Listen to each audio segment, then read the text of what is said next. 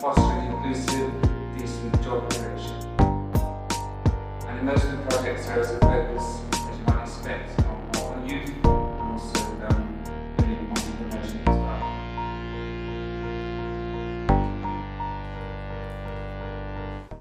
So again, we're very much a people business, I think, in incubation. If you work with startups, it's all about seeing your clients, prepping on a daily basis. And we're really pleased that COVID is over and we're able to come together and have rich exchanges about how we can together solve some of the problems that really help these young entrepreneurs and startups. And so we're always coming back to this networking element, which we think is really core of the project. Bringing together the country projects they can share with each other, have some more experience of what's happening in across pan-Europe and pan-African networks, and also, again, as I said, further connections to Europe. So the 5 country projects all have slightly different work plans, but essentially what they've done initially is to do like an ecosystem mapping to identify what incubators and tech hubs are out there and which ones should be supported. We also then ourselves are sharing as many opportunities as we can. We're trying to gather together a rich resource of different donor opportunities for startups. If you look through the internet and look through your partner's website, there are literally hundreds of opportunities with different donor-funded projects for startups as well. So we're trying to relay some of the opportunities also to the implementing partners and the incubators that they work with. And we ourselves have been running some individual programs, and we'll hear a bit more later on this afternoon, for example, about an acceleration program for women entrepreneurs. And we're trying to build through BIC Africa like an alumni of women entrepreneurs and some interesting experiences that Christina will be sharing with us a bit later on this afternoon. And again, back to the networking. This is what we do. And so our role as BIC Africa very much is to support the country projects. So we're trying to obviously to avoid duplication and replication, because all the projects have their own capacity building programs, and we're trying to discuss with them how can we support. So we are offering some virtual training programs, and we also have in each country one physical boot camp delivered in each country separately. And then we have, which we delivered already this week, last couple of days, is 2 boot camps, and in fact we did one in Brussels as well, where we're bringing together all the country projects, because that again is a fantastic experience to see how they can exchange with each other, and again in this sort of learning environment. We also firmly believe there is an interest to look at opportunities, specifically with an EBM based in Europe. So we are also inviting incubator managers to come and spend a week or 2 inside a European incubator to see a bit more how things are done in Europe. And this also is to establish long-term partnerships and relationships between European incubators, but also why not startup companies as well. And there's a renewed interest we see from our members and the companies they work with to look at Africa again for business opportunities. So this is hopefully going to be another part of the work. And one thing that we do also at EBM, which is very important, is, as I mentioned before, we certify our members. And as BIC Africa, part of the program is to offer a quality certification program by which we want the incubators in Africa also to be recognised, if you will, like as big as entrepreneurship, that they are serious players. Entrepreneurs want to go there to get quality services. They're supported by their public bodies and policymakers, also universities, and of course access to finance actors. We see incubators as being a very reliable source for investment in potential startups. So we very much, I think, also have the idea it's all about quality and not quantity. And again, this is something we'll be sharing a little bit more over the years of the program, how we can hopefully have a robust certification program for BIC Africa. So again, just a couple of final slides to finish with. Also very happy to recognise the quality of some of the capacity building activities that are taking place. And again, we do have some fun times as well. Cesar, can you just tell us what we were doing there, please, Cesar? Because this is a good one. This is a good one. Okay. we were meeting the network of business incubators across 8 African members. Yeah, we were weaving and having dreams. So again, just really coming back to the fact that this is a community, and it's great for us to meet some new friends and colleagues today from Kenya as we go through the day, and really hope to build the community going forward. And please, if you'd like more information during the day, please also reach out to myself. Colleague Christina is just sitting there, and David is at the back right there, but another of our core team players. And that concludes just a very brief introduction of BIC Africa. And now we're going to move straight away onto the country projects. And so I'd like to ask kindly, please, the implementing partners to come and join me and sit down at the panel here, please. And Benoit, please come as well, and Jamila, Muriel, Eva, Linda. And we're now going to go into the next panel and have a little zoom into the country projects. So Benoit, please come, yes, and Oliver.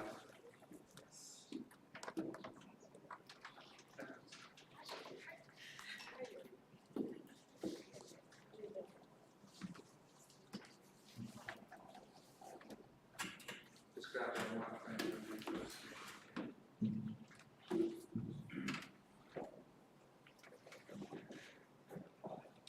So we're going to take on a bit of a magical tour. Going on a magical bus perhaps. But we're going to start in Somalia because obviously as a co-host, we're going to start there. And Brennan, I'd like to give us what to say a few words, and then during this time we're going to share some slides and give us a bit more of an overview of the work that you've been doing there. So Brennan, please. As you like. Where do you feel most comfortable? Maybe come closer. Yeah, is that okay? Okay. Because the room is so big. Yes. So at least you will hear my voice. So my name is Benoit Lariel, I'm program manager at the delegation of the European Union to Somalia, based in Nairobi. And let me indeed welcome you as well on behalf of the delegation. Thank you very much to all those of you in particular who have traveled to join us today for this second annual gathering. I still remember very well our inaugural gathering last year, which was a great moment with a lot of energy, of positive energy. I think that's at the end what is also matters as much as the technicalities of our programs and partnerships, I would say. So I'll, maybe as a little introduction before Jamila takes over and presents the program in more details, I'll just give you a general picture of what the EU does in Somalia. And so you understand a little bit the background, the context as far as we are concerned. I would be happy to take some questions afterwards as well. So the EU is the main development partner of Somalia. We have a comprehensive activities all across the board, from humanitarian aid to security. As far as the delegation is concerned, our activities focus on governance, security, but also on economic development, macroeconomic governance, and then on resilience and social protection. These are the key areas of intervention. So one of these key areas is economic development.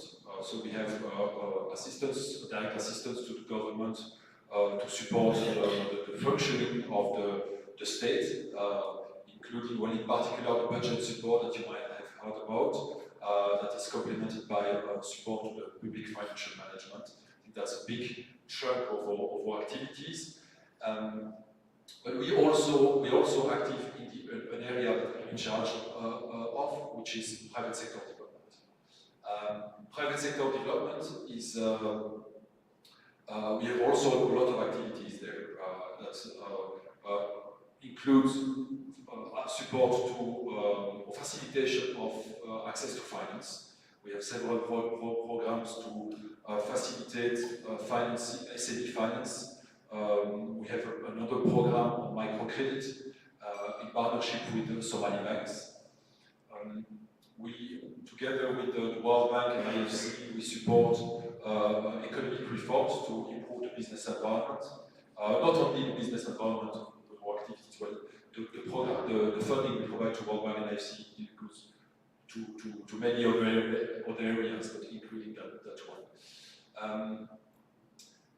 And then I should briefly mention the support to the TVET sector, to the youth in general, that are complementary to also to the project we will talk about now.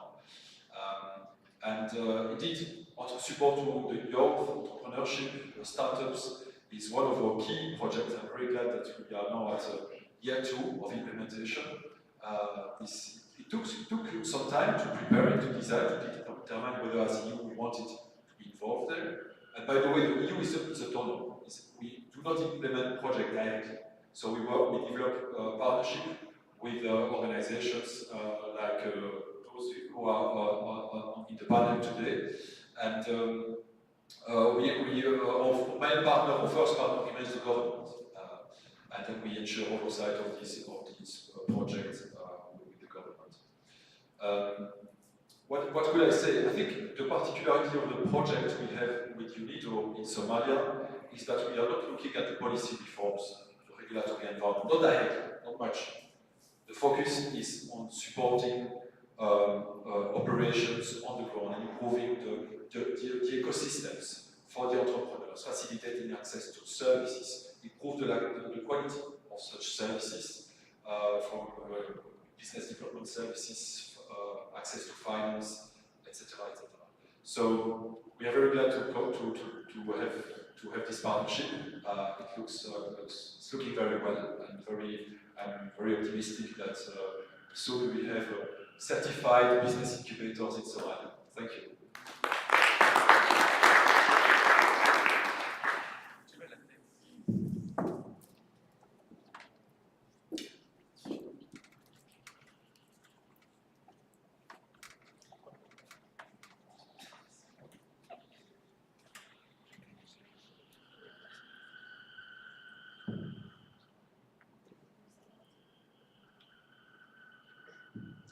Good afternoon. I'm Jamila Mohammed Hassan from Somalia, and UNIDO Program Coordinator, Somalia.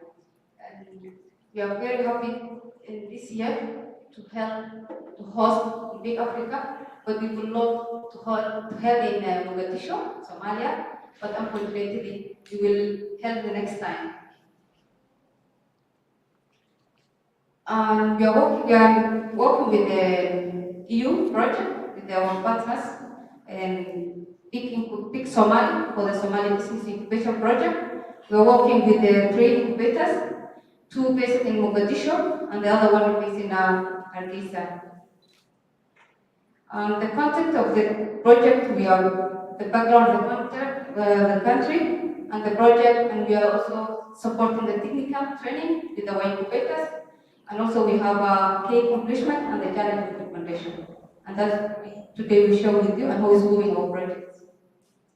And as you know, in Somalia, we have not only in Somalia, also most of the African countries, we have economic challenges, and especially we have climate change, conflict, and limit of infrastructure, and also we have specific agricultural livestock. And these 3 main important for the growth in Somalia, for the economy in our country, Somalia, and also including Somaliland. And also we have national and international development plans with our business incubation. Not only our main target in Somalia, also we have a target across in Africa and Europe. And also UNIDO have a state building and the reconstruction effort for supporting existing incubation. And that is why today we have 3 incubators in Somalia and Somaliland, Simagaila, IRIS Hub, and Hub.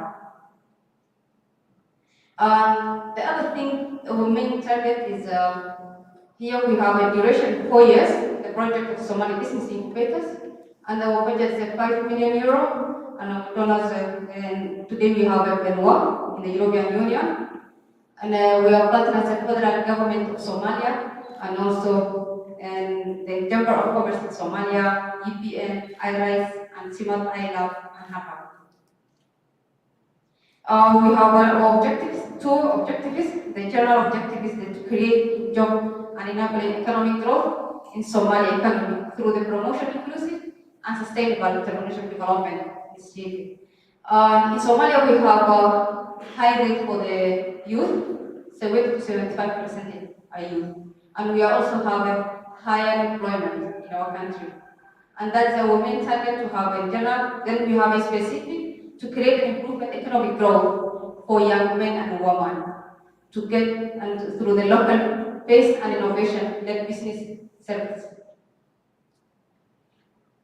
And also we have indicators. In this project, we have a 3 cohort, and this year we have already, before 4 months, we have launched the first cohort, and we have then selected 60 for the first cohort. Each incubator have 20 incubators. And the themes of this year, we have been focusing in 3 sectors: climate change, productive sector, and creative industry. And also we have the target of this SMEs in this project for the 4 years duration, 108. Each incubator focuses 60 incubators. The phase 1, the project incentive phase, started for the February 2022, and the incubation onboarding the technical from June 2022.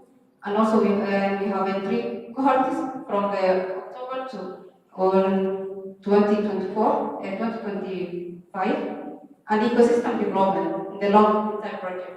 And that's our main focus to this project.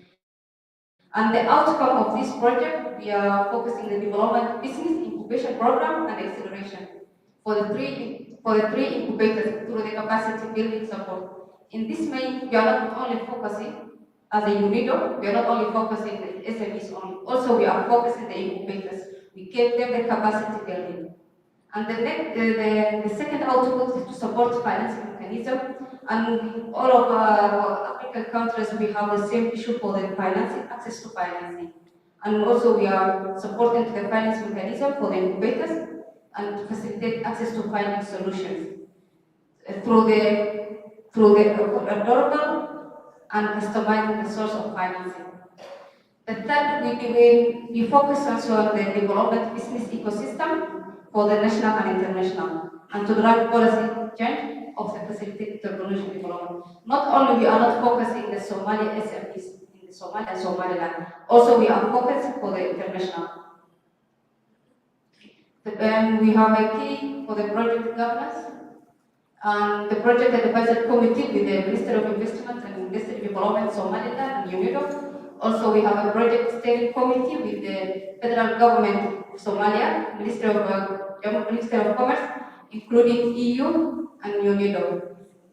But we are not only focusing for that for the Somaliland government and Somali federal government. Also, we have incubators, three incubators we have, including we have another project in working and already expanding through Somalia Enterprise Development Unit and existing all 6 regional Somalia.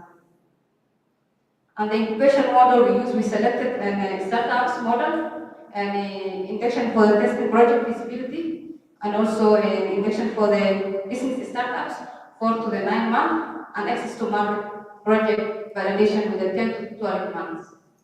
And the service we deliver with our incubators in the sustainability, training, technical sourcing, and legal and administration support, mentorship, networking support, incubation program, and partnership and technology resource. This main area we are focusing for the incubators.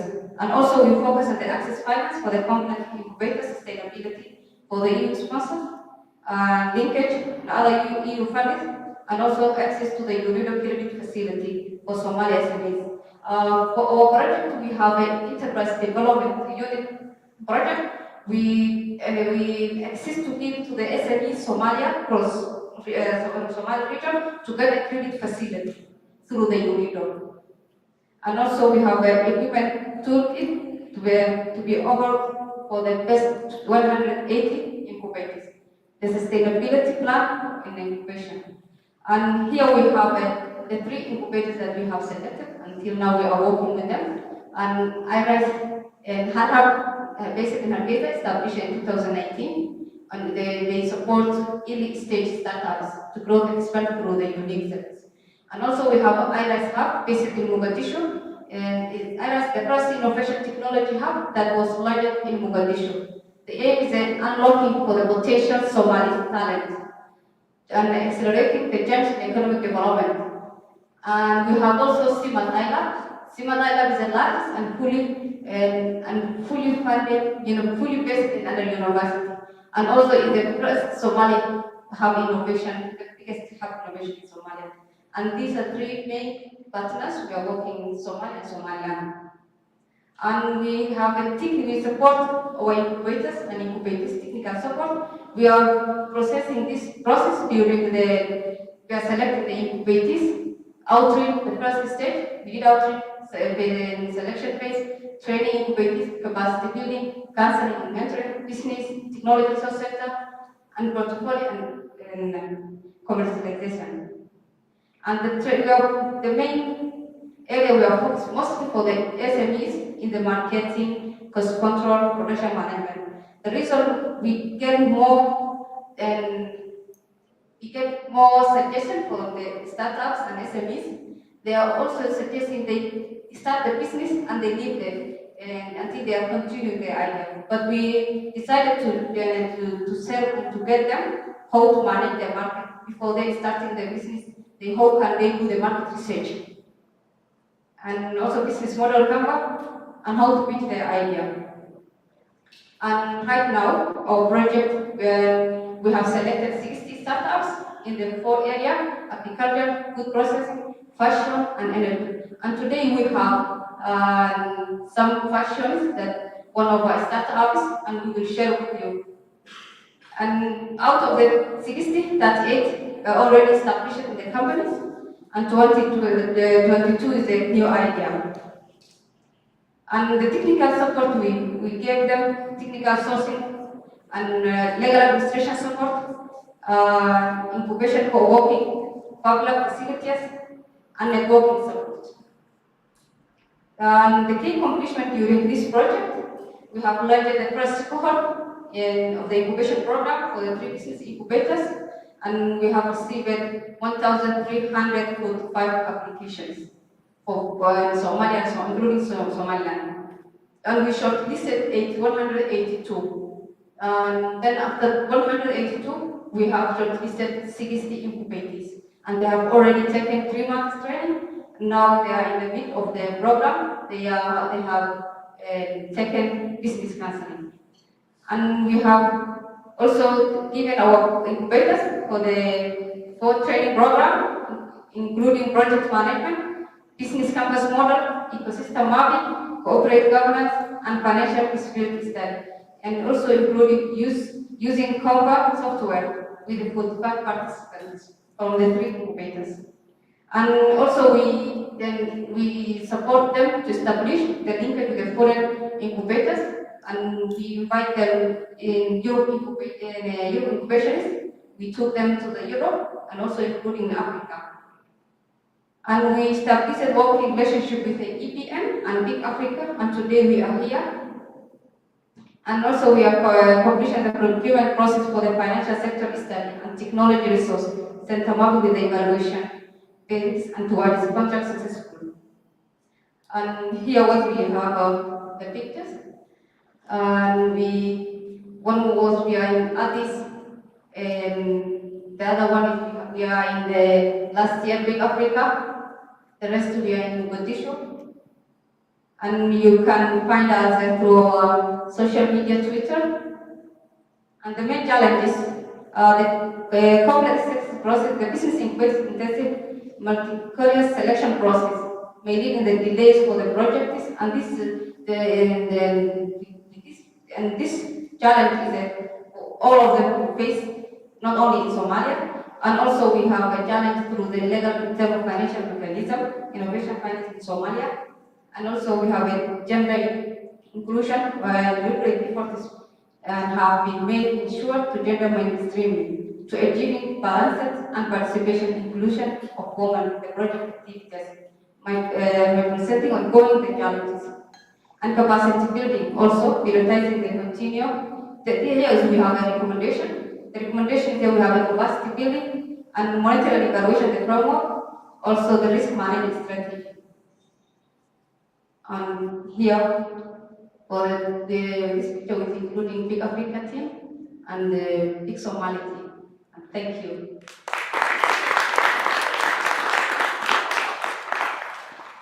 Thanks very much, Jamila. We're now going to carry on our journey across to Angola. Please let's go to the podium and make a presentation. 5, 10, take your time, enjoy it. Thank you.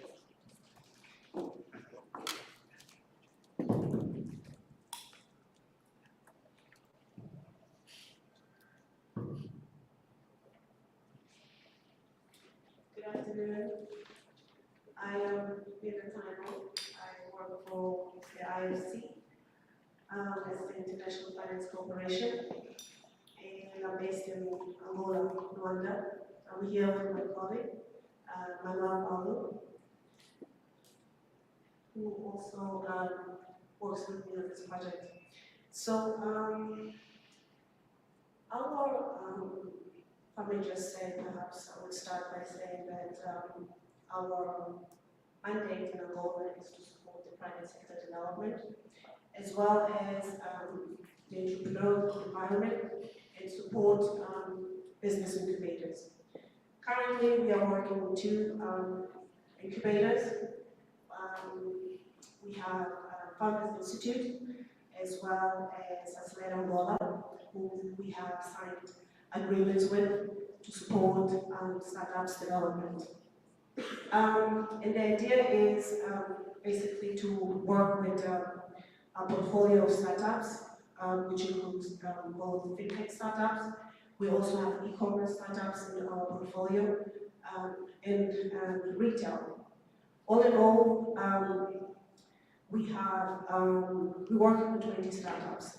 I should also mention that we recently signed up an agreement with NABEM, who is the public institution that is responsible for small medium enterprises in the Angolan market. It's actually a government institution. And they also would like us to support with their incubator programs. However, this is something that is still ongoing simply because they need a lot of hand-holding. Also because they don't have the right expertise, but this is why we're here to support them.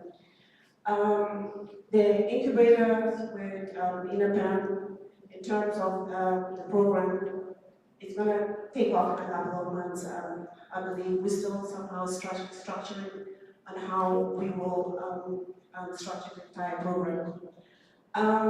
All in all, like I said, we are supporting 20 startups. They are ongoing different types of trainings in the market. We also have been able to link them up with various mentors, as well as consultancy firms to support their initiatives. Perhaps I will jump to the componentry, which you can see here. This is because I would like to link the institution INAPAM, which I just mentioned, which is the public institution. With them, as I said, we have signed up the agreement. What we want to do basically is also, apart from supporting INAPAM with developing their incubator program, we also want to support them with developing, or rather revising and developing their the current regulatory framework that covers startups. Basically, the issue that we face in Rwanda is that the startups or the ecosystem as a whole is still fairly new, so there's no regulations that cover startups. The regulations that we have in the system right now is the same that applies for startups and large enterprises. So you can see that there's a problem there, and that needs to be addressed. So IFC partnered with Genome Consultancy to run a study in the market. And through that study, we have actually been able to provide our recommendations to INAPAM, and those very same recommendations will feed into the regulations that are currently working on. It's quite a lot of work that needs to be done, extensively because, like I said, it's quite fragmented. The regulations, the existing regulations are quite fragmented. I should also highlight that the incubator ecosystem is a very early stage in Angola. We currently have about 63 incubators in the market, but only about 10 to 15 or mostly 20 are operational. The reason being is because we have, though we have about 63 incubators in the market, most of them are labeled as incubator, but indeed there can also be co-working spaces. So there's also some work that needs to be done to distinguish those.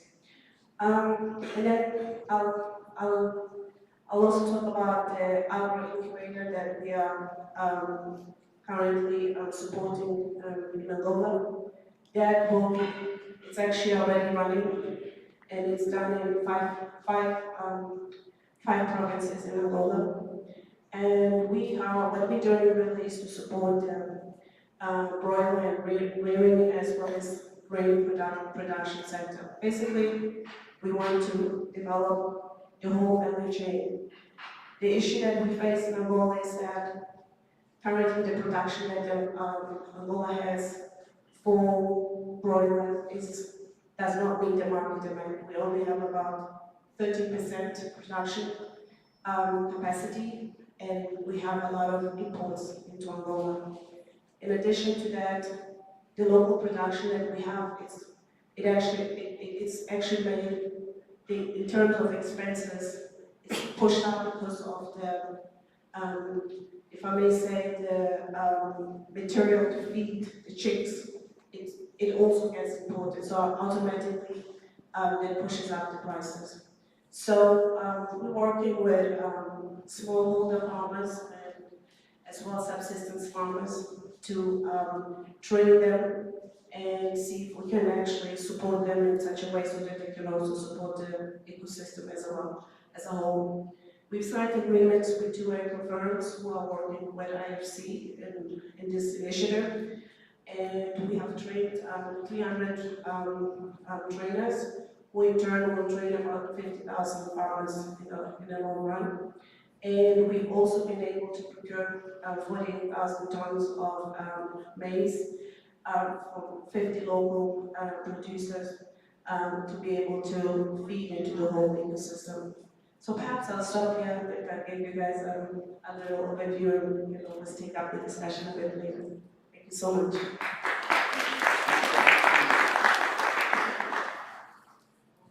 Thank you, Nida. I think now we're going to move to Ethiopia, and please, Olive, I'd like to go to the podium and say some words and tell us more about the project. I think see a lot of different sectors across different countries, agribusiness, poultry industry, so lots of exciting opportunities. Olive, please. Yes, like one slide, but I can also do it without no question. Perfect, thank you. Harawi, bonjour, good afternoon. My name is Oliver Petzold. I'm the team leader of BIC Super. First of all, I would like to thank BIC Somalia and BIC Africa for the great organization for bringing us together here. Let me talk a little bit about BIC Ethiopia. BIC Ethiopia is a 4-year project with a funding or overall volume of roughly like 5.5 million euros, where 5 million are funded by the European Union. Our main target group, our beneficiaries are intermediates in the Ethiopian startup system, mainly incubators, accelerators, and obviously agri-tech and agribusiness enterprises, startups and MSMEs in agribusiness, agro-processing, agro-tech. We have a consortium program.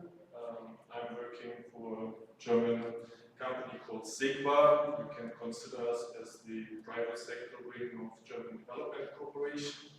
We are implementing the project together with 5 great partners, or there are 6 partners. That's the Addis Ababa Chamber of Commerce and Sectorial Association, the most reputed Ethiopian business membership organization. It's Aisa Abasa, Menschen für Menschen, Growth Africa, and Adelphi. We have 3 Ethiopian partners and 3 international partners who are running the program. The program has more or less 3 components. Component 1, we support the incubators through what we call like BIC Academy. That's classical capacity building, tailor-made for those 15 incubators that we support in Ethiopia. 12 existing ones, and the project also set up 3 new incubators already. The 15 incubators, worth mentioning it, around half of them are in the regions in Ethiopia, and around half of them are based in Addis Ababa. We do a lot of organizational development with them.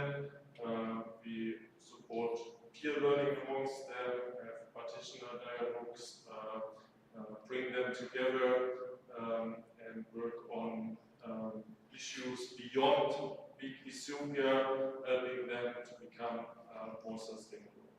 I forgot something to mention about, I told you in the beginning 4 years, the project started in January last year, 2022. We are around coming close to the mid of the project at the moment. That's just that you get the timelines. The component 2 of the program is our main training programs. We call it like a mini MBA, where we support overall 500 plus MSMEs in Ethiopia and over 350 MSMEs in Ethiopia. These are existing companies, post revenue, making quite substantial revenue. We offer acceleration services, and we support over 500 startups in Ethiopia on ideation phase, where we support the establishment of new companies. The training program has 2 components. One is really on the business aspects, and then another package of training that is focused on the financial capacity for the new startups, but also the existing MSMEs. We anticipate that through the support of those quite large number of business entities, 2,500 new jobs are generated in Ethiopia, which leads to also like, employment opportunities and like securing also livelihoods in Ethiopia. The implementation of those training programs is actually done by those 15 incubators that we support in Ethiopia. The best way how we can support those incubators is actually, we believe, not just offering training, but actually engage them in business. We contract them to run those training programs for us. Most of them are running those training programs not as big Ethiopia training programs, but like there's a lot of ownership in those training programs, where we already see and anticipate also that after the support through big Ethiopia, those incubators will continue offering those training programs and continue offering those programs. Last but not least, component 3 is all about finance. We support the startups and SMEs with finance instruments. Two of them are grant schemes, matching grant scheme and a sandbox grant scheme to realize prototypes for those new companies that worked on the ideation phases. And we also have a discounted loan scheme where BIC Ethiopia intensively in that component works with the private financial sector in Ethiopia. That component we leverage around €500,000 private investment into the program, where banks, finance service providers provide access to finance for the micro, small and medium enterprises that we support. We also work intensively with those financial service providers to additionally innovate new out-of-the-box finance solutions for our target group, like the agri-business sector, to come up with loan schemes, with microfinance schemes that are not yet in the portfolio of those institutions and are better suited to the needs of those companies. On the meso level, BIC Ethiopia also supports we supported the establishment of the first association on the Ethiopian startup ecosystem that represents the interests of the actors in the startup ecosystem. And we try to engage them as much as possible also into business and try to bring outputs of the program overhead into the associations, that those kind of outputs become potential revenue streams for the sustainability of the associations. Just to give you a few examples, one of our partner, Growth Africa, based here in Nairobi, have developed in the program like a benchmarking study and an ecosystem mapping, and those kind of results are actually overheaded to the associations that they can actually use that data to generate income in the future. Another outcome of the program was, for instance, Agri-Finance Navigator, and all that output is overheaded to the association, that we can also be sure that after the funding period of BIC Ethiopia, all the results will be used in a sustainable way. Maybe to make it a little bit short, where are we standing at the moment? We have kind of finalized the component one, the support of those 15 incubators, the setup of the new incubators, the capacity building for them. They are well trained of running the training programs. They have created ownership in those training programs, running them, not just with the support of BIC Ethiopia, but also independently already. For the training program for our main target group, like the new startups and SMEs, we are around 1/3 of the target is already achieved. And when it comes to the finance instruments, we have dispersed like the first round of the grant supports and are about to kick off the loan instruments with the private financial institutions that we are collaborating with. Maybe last, to come to a few challenges. Of course, also we are facing a lot of challenges. Is the main thing, we all are extremely ambitious. It's all private, mainly private sector partners in the consortia, to work extremely strongly on independency of everything what we built, to get rid of the donor dependency. Also a big issue for the whole Ethiopian startup system, ecosystem. It's a relatively young ecosystem. I think the first entities were established around 12, 13 years ago. It's still on infant stage, but it's in that transformation from infant, and now we are getting, or the startup ecosystem gets on its own feet. We really have to work a lot on that also works without too much donor support and with engaging especially the private sector in Ethiopia a lot. We have a lot of few best practices. BIC Ethiopia is approached by a couple of bigger corporate partners already, corporate partners that run their own incubation programs. Maybe everyone knows Ethiopian Airlines. They're currently working in collaboration with Boeing and Airbus to set up a private corporate incubation program where we as BIC Ethiopia share our lessons learned and help them and encourage our 15 incubators to participate in those rather private sector funded programs.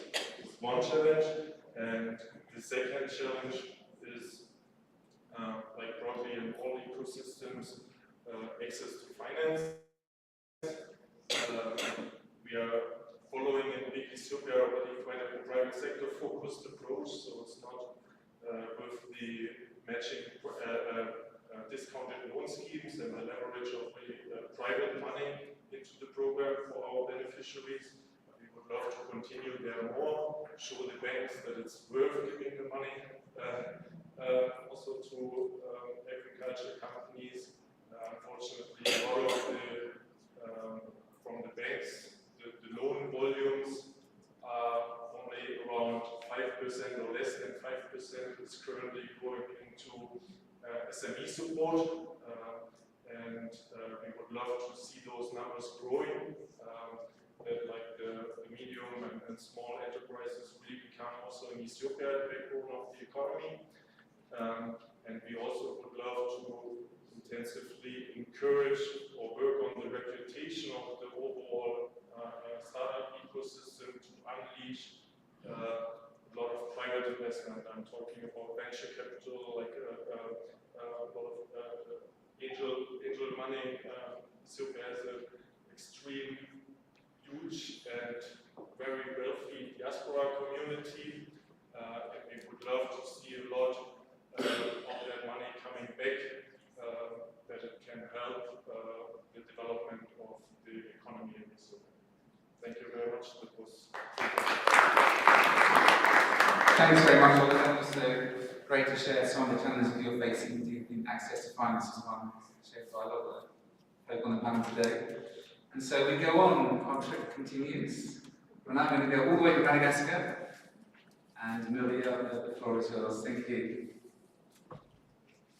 Right, thank you, Robert. Thank you. Good afternoon, everyone. My name is Marielle Lassas. I am a program officer in the delegation in Madagascar, and I work on private sector and trade development programs. So I'm very happy to be here this year. I couldn't make it last year, unfortunately. I'm happy to be here this time and to have the opportunity to meet all of you. I think I might be more brief than my colleagues since we're the youngest, I would say. I won't say that we started late, I would say that we're the youngest in the network. Incuboost is the national project of BIC Africa in Madagascar. It really started this year in May, which is when we actually signed our first contract, and we just signed the second one just a couple of weeks ago. So, as I said, we're very young in the network, but generally speaking, to present the project, it's a 4-year project with an envelope of 5 million euros, so more or less like the others. And although initially the intention was to actually support 1 or 2 or 3 specific incubators in the country, the feasibility study that we conducted back in 2019 showed that in Madagascar the situation was that there was a very young and dynamic incubating ecosystem with new initiatives and new entities being created almost every couple of months. So the decision was made to actually support the entire incubator ecosystem rather than supporting just one or two of them. And actually, there is a need in Madagascar to make the ecosystem more visible and more accessible to all the young entrepreneurs and potential young entrepreneurs in the country. Madagascar is, well, a huge island with about 27 million inhabitants, and the population is very young. 64% of Madagascar are under 25 years old. And there is also a strong political will in the country to develop entrepreneurship. There's a very strong informal sector, about 91% of the economy is informal. So there's a need to create opportunities for decent jobs, and entrepreneurship is one way of doing this. So that's what we're trying to contribute to through Post. It's a project with 3 components. As I said, there are quite a lot of initiatives and entities in the ecosystem. So the first component really targets the existing structures within the ecosystem. And the idea is actually to create like an incubator for those incubators. So in this component, there is strong capacity building objective. So about 20, we're targeting about 20 existing structures. Some of them are incubators, one accelerator, training centers, chambers of commerce, because some chambers of commerce in Madagascar also participate into a government-led initiative to support young entrepreneurs. And this is going to be implemented by an NGO, a consortium of NGOs. We have 2 implementing partners on this. One of them is in the room, so if you have any further questions on this component, you can always discuss it further with this partner, Revelt. Thank you.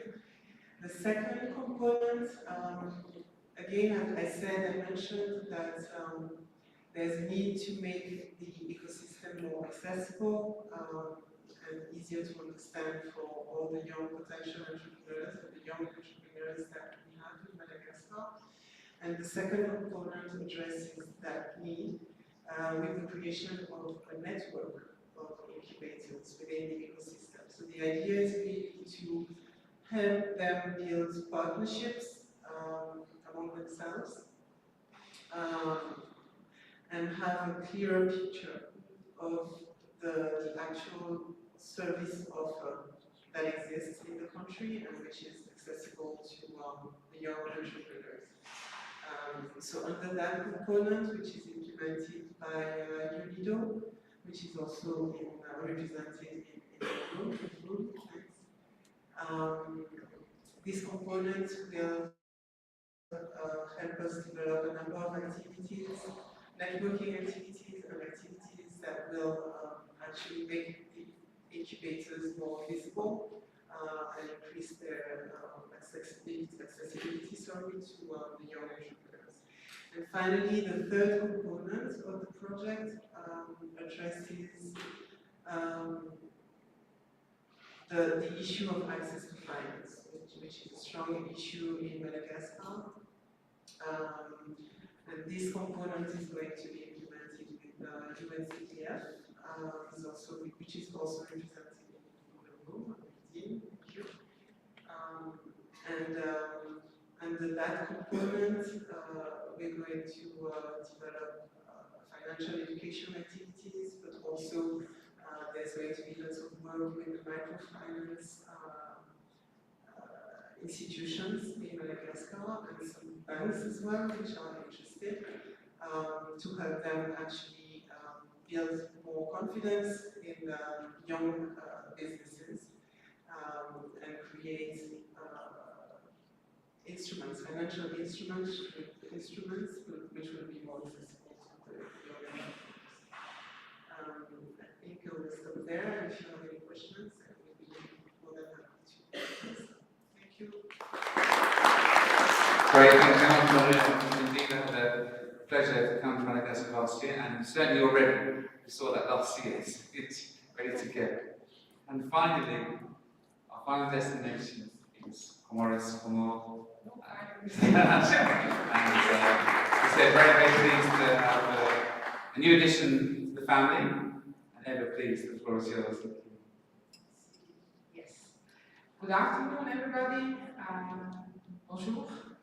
My name is Ebe Muschiati. I'm the project manager of this project in Comoros, Apile Comoros. I'm based in Unido in Vienna, but coming right and straight from Comoros, where I had the pleasure to be with my colleagues for the past 10 days. Apile, that's the name of our project in Comoros, is a slightly different animal than all the other BICs that you've heard so far. It was born different, and little by little we joined the BIC Africa community, and we are very happy to be here today. Last year it was an unofficial participation. The incubators were here, but we were not yet officially a member of the BIC Africa community. And this year we can proudly say that we are also part of the community, and we are sure that we can learn a lot out of it. I was saying it's slightly a different animal because the acronym, which is a French acronym, means the project to support industrialization, production, industrialization, and free trade area. So, and it's born because of the adhesion of Comoros to the free trade agreements with the EU, the recent signature of the African Continental Free Trade Area, and we hope next year the adhesion also to the WTO. So it was born to support the government of Comoros to strengthen the industrialization of the country. So we also have a big focus, which is our first component, on supporting directly industries and SMEs, MSMEs, to grow, to become more competitive. And then the second component that somehow supports this industrialization and makes it sustainable is the support to the entrepreneurship support organizations. We don't call them incubators because we would have only 1, 2, maybe 3 officially called incubators in the country. So we tried to be very broad, and this is a peculiarity also of the country and how the country is structured.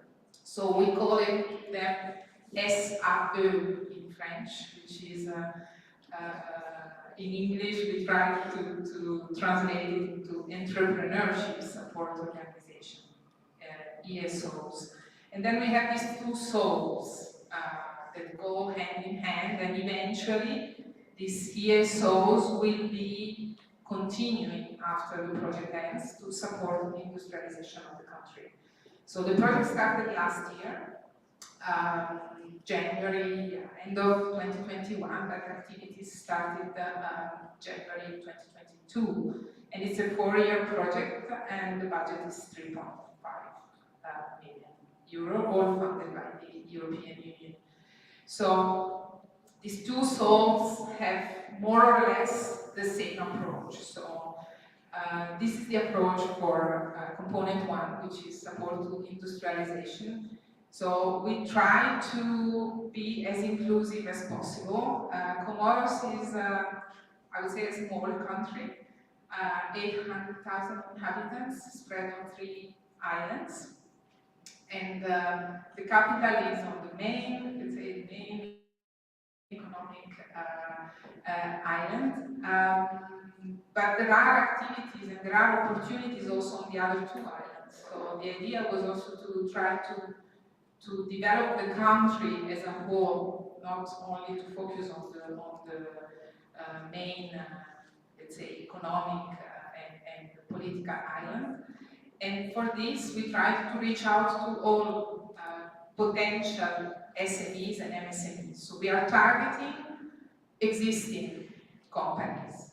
We are not really working on ideas of companies, on entrepreneurship ideas. We work on already established companies and on companies that are not yet formalized, to take them to become formalized and then to become officially existing. So for all the applicants, we had a bid at the beginning of the project, and for all the applicants, we trained them on entrepreneurship skills. So through boot camps, we tried to work with them directly and with the incubators on how a business should be run. And then out of those that applied and that developed their own business plan, we supported them with technical trainings, cross-cutting trainings on business strategies, marketing, quality, manufacturing processes, and then eventually, we are at this stage, so we are on the second layer, and then eventually we would identify the champions, and for them we go into very specific technical trainings. We were talking about poultry before, lots of agribusiness, and some are into cosmetics.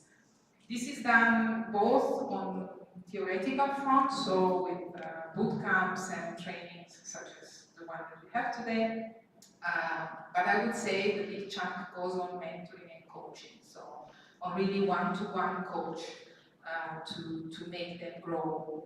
The same approach, the same patterns, let's say, are followed for the support and entrepreneurship support organizations. You have 3 that are here with you for this boot camp, and last year there was also another incubator that was attending. We have done, the first thing was a little bit as Muriel was saying, to try to understand what do we call incubator, what do we call ESO, who are these people that are on the ground and that can ensure that what we do today is going to last afterwards. Now, it's a little bit what my colleague from Ethiopia was saying, and really a private sector or a business-oriented mentality that projects are temporary and are very time-bound, so we need to find the institutions on the ground that can take this further. And this mapping was the occasion to get to know EBN. So that's how we got in contact with EBN. Muriel introduced us to the work that they were doing for BIC Africa, and we started exchanging and saying, well, let's see how we can really look into who is doing something on entrepreneurship at the local level. And then we worked with one of the members of EBN, which is called Wakano, which is an incubator in the region, in the Paris region. And we have identified a number of institutions, including Chamber of Commerce, including some NGOs that are on the ground, some dealing with plastics, some dealing with agro project development. We are working with the National Agency for the Promotion of Investment, of Foreign Investments. So it's really, really broad. The idea being that in each island there should be a proper support. Whomever wants to develop his or her company should get the same opportunities irrespective of where we are. And we did a diagnostic of the services that these institutions were providing. And of course, there are proper incubation systems, like those that you have today around the table, with the 3 representatives that come from Comoros. And then there were other services that were provided by the Chamber of Commerce or by these NGOs. And we tried for each of them to see where they position themselves into the support to companies, so from the business idea to the acceleration, and to see if all the steps were covered and if this was present in all the islands. And then we realized, and this is very much linked with what Muriel was saying, that it's a peculiarity for Comoros. It's, I would say, highly needed, but I would imagine that it's needed also in other countries, to have this network, to allow them to exchange among themselves and to link up internally so that they can complement and they can complete each other. And then, of course, upscaling even more, complementing with partners that are in other countries. And for this, I think the adhesion to BIC Africa is really an extraordinary occasion for our ESOs. And then at the top of the pyramid, there is the technical support, which is today done by the UNIDO experts. If you remember the slide before, whatever is technical related to quality, process enhancement, upgrading, market access is done by us today, but we are associating more and more the ESOs so that they can learn how to do this and they can master the training kits so that they can develop eventually the same trainings. Maybe just a closing remark on the specificity.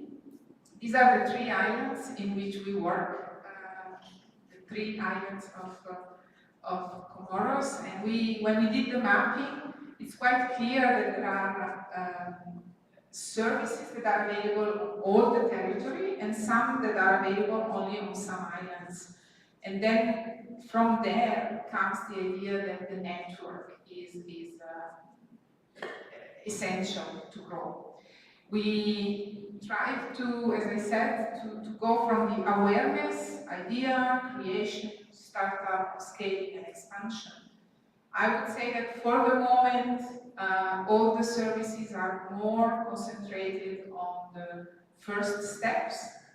We don't really have yet expansion services available except for very specific projects, but we are working on that.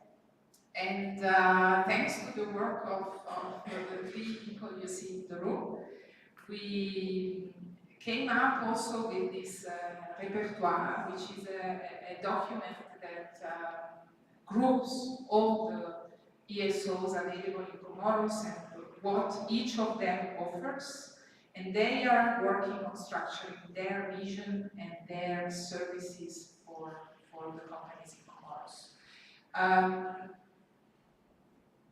We are growing, we are learning, I think, a lot from this cooperation. Just to tell you, the first mission I've done in Comoros a bit more than 1 year ago, the first time I met them, they were all in a separate meeting, only bilateral meetings. No, we don't talk to the other one. I know what I'm doing and I don't believe what he's doing, so we can meet, but we meet with you, we meet with the European Union, but sorry, no group meeting.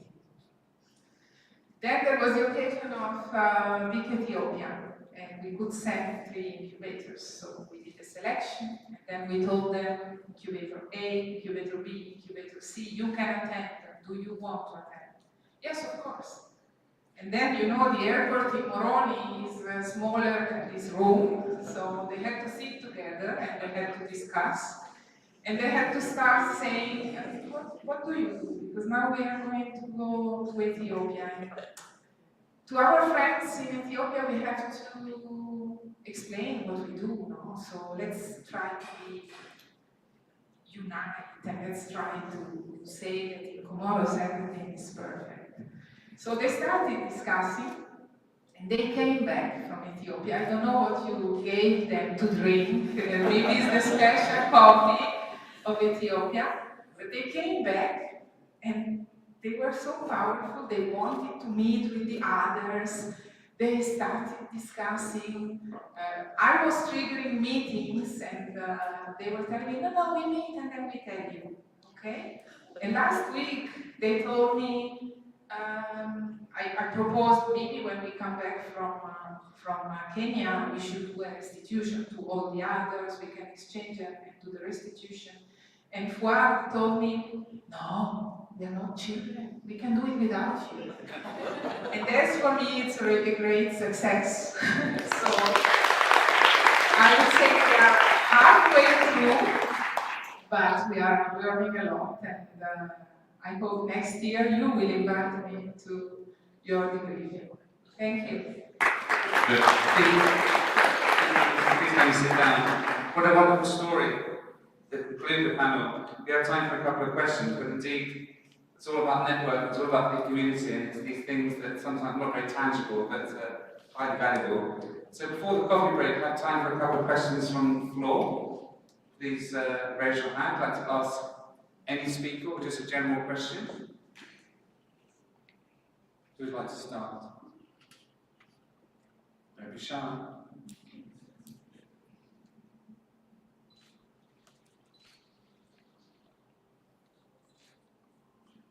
If not, I should ask a question myself in that case. Are you ready?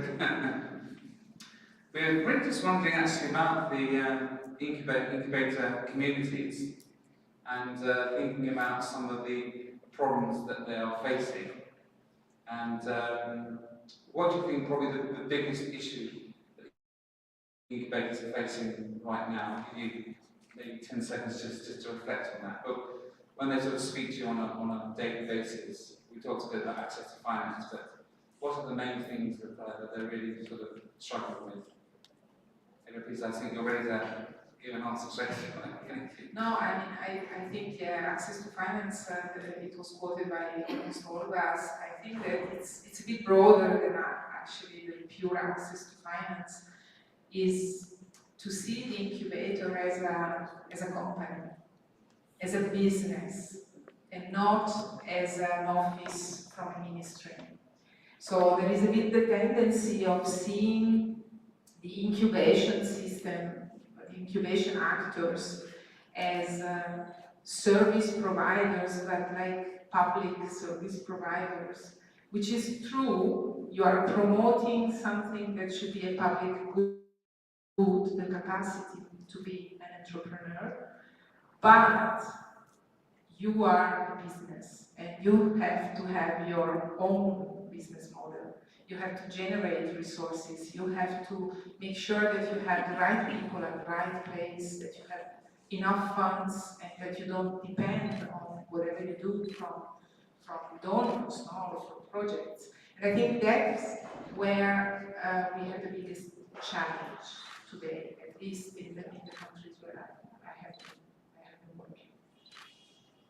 Would anyone else like to share some thoughts on that?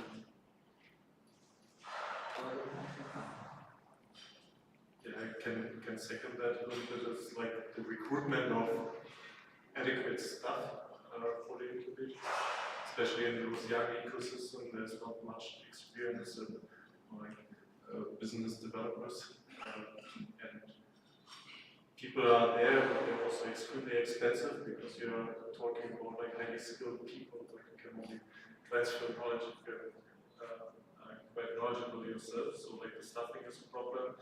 In Ethiopia, additionally, a little bit of problem is like the everything is kind of concentrated in the capital. In the meanwhile, Ethiopia is a nation of like 140 million people, and there's a lot of demand also like in the regions. and it's much harder even like to find the right people to run such an organization with a focus, with a clear focus in the regions.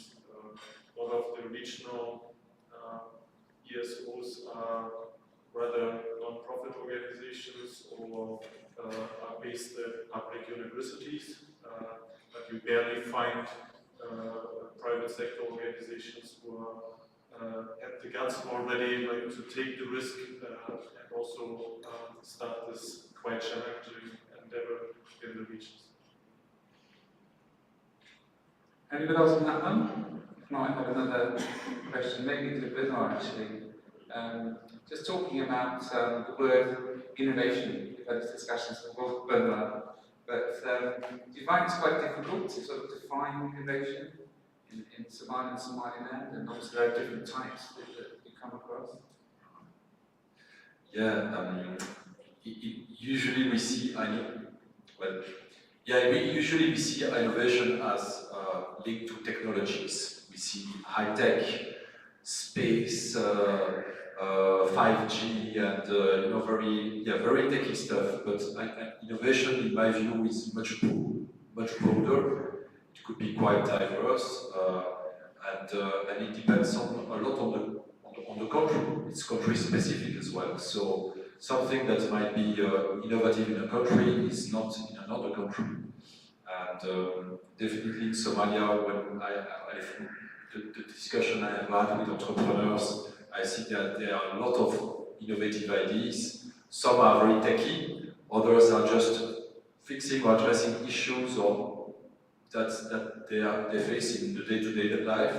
So it's indeed quite diverse. Sometimes it's also just relates to the management of the company or the marketing, how they market their products. That is also innovation, I think. And from that perspective, from all these perspectives, I think Somalia is quite innovative actually. And if the broader environment was more conducive, then innovation would how to say, be even more important. Perhaps a final question to Maria, if I may. It's what about the challenges, like particularly Madagascar, or reaching out to other international communities and markets?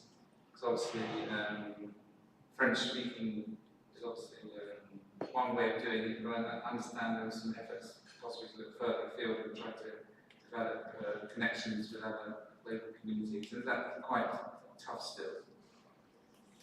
Thank you. Well, I mentioned earlier that Madagascar is an island.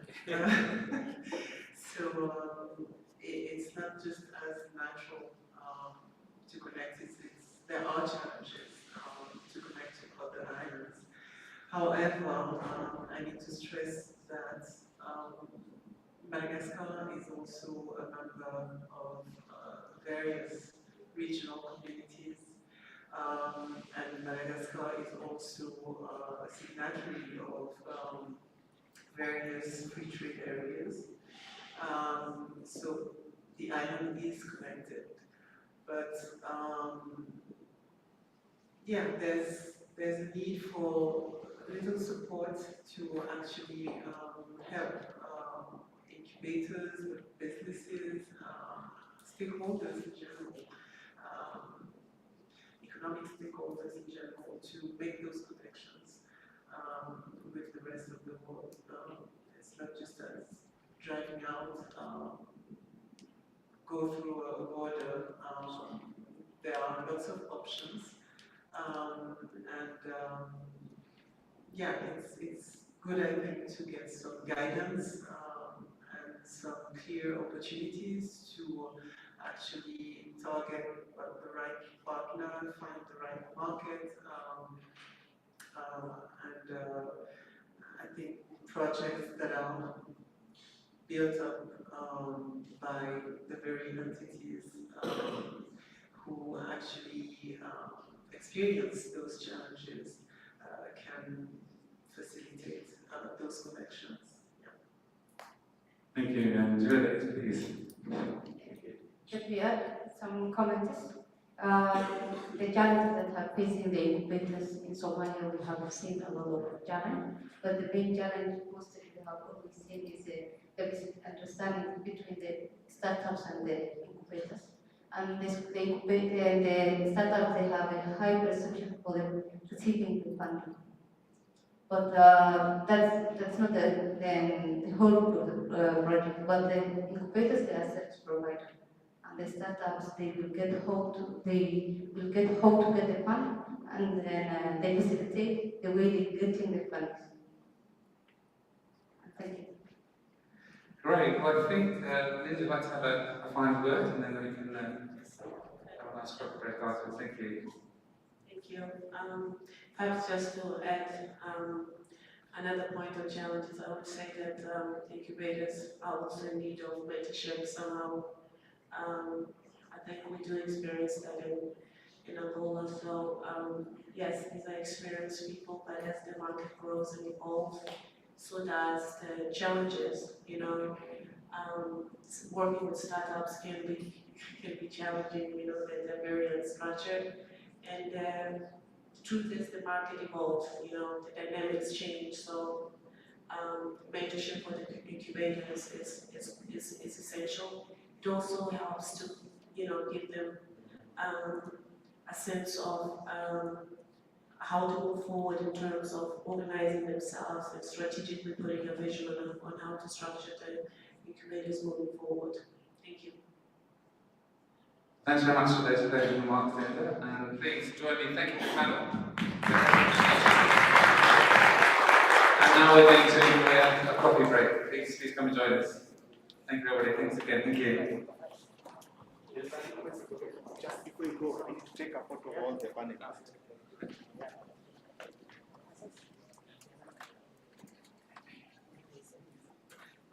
So I take the first row and they are seated, and then the results. Yes.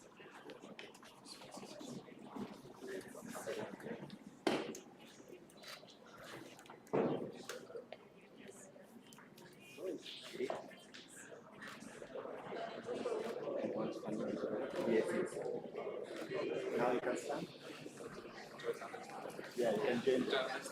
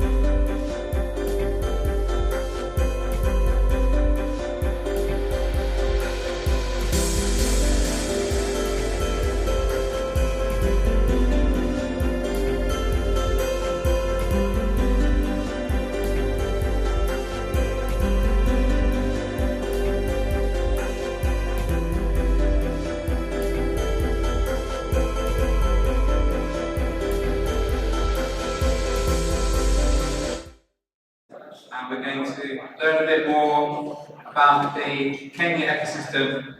I think of great interest, obviously, to our visiting incubators, because we've heard so much about Kenya and how you're doing so well in seeking access to finance. So we're very keen to learn more about this. So, Adolfo, please, the floor is yours. Thank you so much. So, good afternoon to everyone. But first of all, we have to say something in Swahili, so to say Karibu. Karibu Kenya, because we see that we have people from different countries coming here today. So we are going to be focusing on the Kenya ecosystem. And we have a panel of people that are covering very well different aspects of innovation, of capacity building of companies, innovation, access to finance. So looking forward for the interactions with four of them. Shall I first of all introduce myself, and then I will be introducing them. So my name is Adolfo Cines. I work in the European Union delegation here on private sector development programs and also financial instruments to de-risk investments in companies. I've been here for a couple of years, and I had the privilege actually to meet all of them before today, so grateful to be here. To my right, maybe you introduce yourself. Good afternoon, everyone. Sorry, good afternoon, everyone. My name is Dennis Kasuku, investment analyst and lead partnership of FC Investments Limited. It's a pleasure meeting you today to just share constructing ideas and some of the lessons learned in Kenyan ecosystem. Good afternoon, everyone. My name is Chepkeboy Magdalene. I am the chairperson, Association of Countrywide Innovation Hub in Kenya. It's an organization which brings together all innovation hubs, mostly based outside the capital city. We currently a network of 125 innovation hubs, which are sector agnostic, from agri-tech, blue tech, ed-tech, among others. And just also not forgetting myself, I am the founder and the executive director at EldoHub. EldoHub is also a member of the association based in Eldoret. Eldoret is in the North Rift Western region of Kenya, and our focus mainly is supporting young people by preparing them to benefit from the opportunities the digital economy offers. Thanks. I'm Jambo. All right, good afternoon. My name is David Cheburiot. I'm the chairperson of ASEC, which is the association that brings all the SME enablers of Kenya. And we actually, the difference between, let's say, ASEC and countrywide hubs is that the ASEC membership is mainly drawn from incubators, accelerators, co-working spaces that are in the urban cities, while countrywide hubs is looking at, let's say, the secondary cities of Kenya, right? So has membership at that level. Our membership is about 120 incubators, accelerators, co-working spaces, and so on. And we actually supporting our membership around policy about capacity building of ESOs, right? So enterprise support organizations. So that's what we do as ASEC.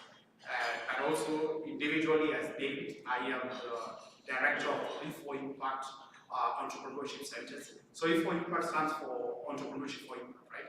We have 8 entrepreneurship centers in 8 different African countries. But we have also programs in 20 African countries on entrepreneurship. And in the centers, we do more than, that's why we are like an entrepreneurship center. So it's more than an incubation space. So we are doing pre-incubation, incubation, and acceleration programs. So I'm really happy to be here this afternoon and really to share on the experience that we've built over time. Thank you. Yeah, hi. So my name is Ian Lorenzen. I'm Executive Director of North Africa.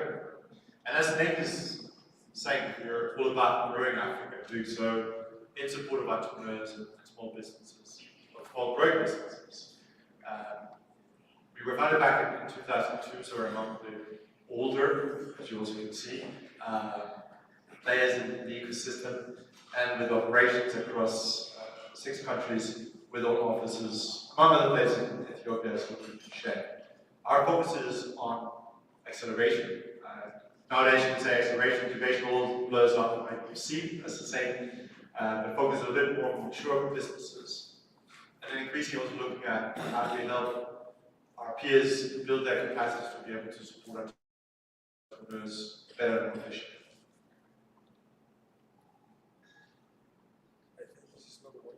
Hello, yes, it's going okay.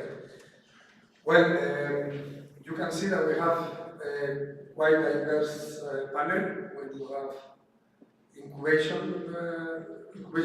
I'd say institutions like David based here in Nairobi. And he's also the chair of the association, ASEC Association, that also do the bigger picture. And then with Magdalene, we have the representation from incubations outside Nairobi, because something that has been happening regularly in Kenya is that there is a lot of emphasis on incubation that is in Nairobi, for whatever reason, and sometimes other incubation programs and other companies that are not based in Nairobi, they are not getting the same support, but most probably this will come up later. We also have Ian that represents an acceleration company, capacity building, but he also has a lot of ideas actually on how to build the ecosystem of players that are working with companies. And then finally, but not the last, Dennis represents a fund that invests in companies in early stage or SMEs in different countries, not only in Kenya, also in Uganda and Somalia, so you will have really the different perspectives. To maybe go a little bit in order of the things, we are going to start talking about incubation, early stage businesses, enterprises, and what are successes and maybe challenges that they have. And I think for that, David, please go ahead and then after pass the ball to Martin. All right, great. Thanks. I think what I will share about that is how do we work, right? When we are running incubation programs, I will leave acceleration to Ian, though we still do this a bit of acceleration as well. And really, what are the lessons that we've learned, as in from an ecosystem level, but also from, let's say, an incubation program.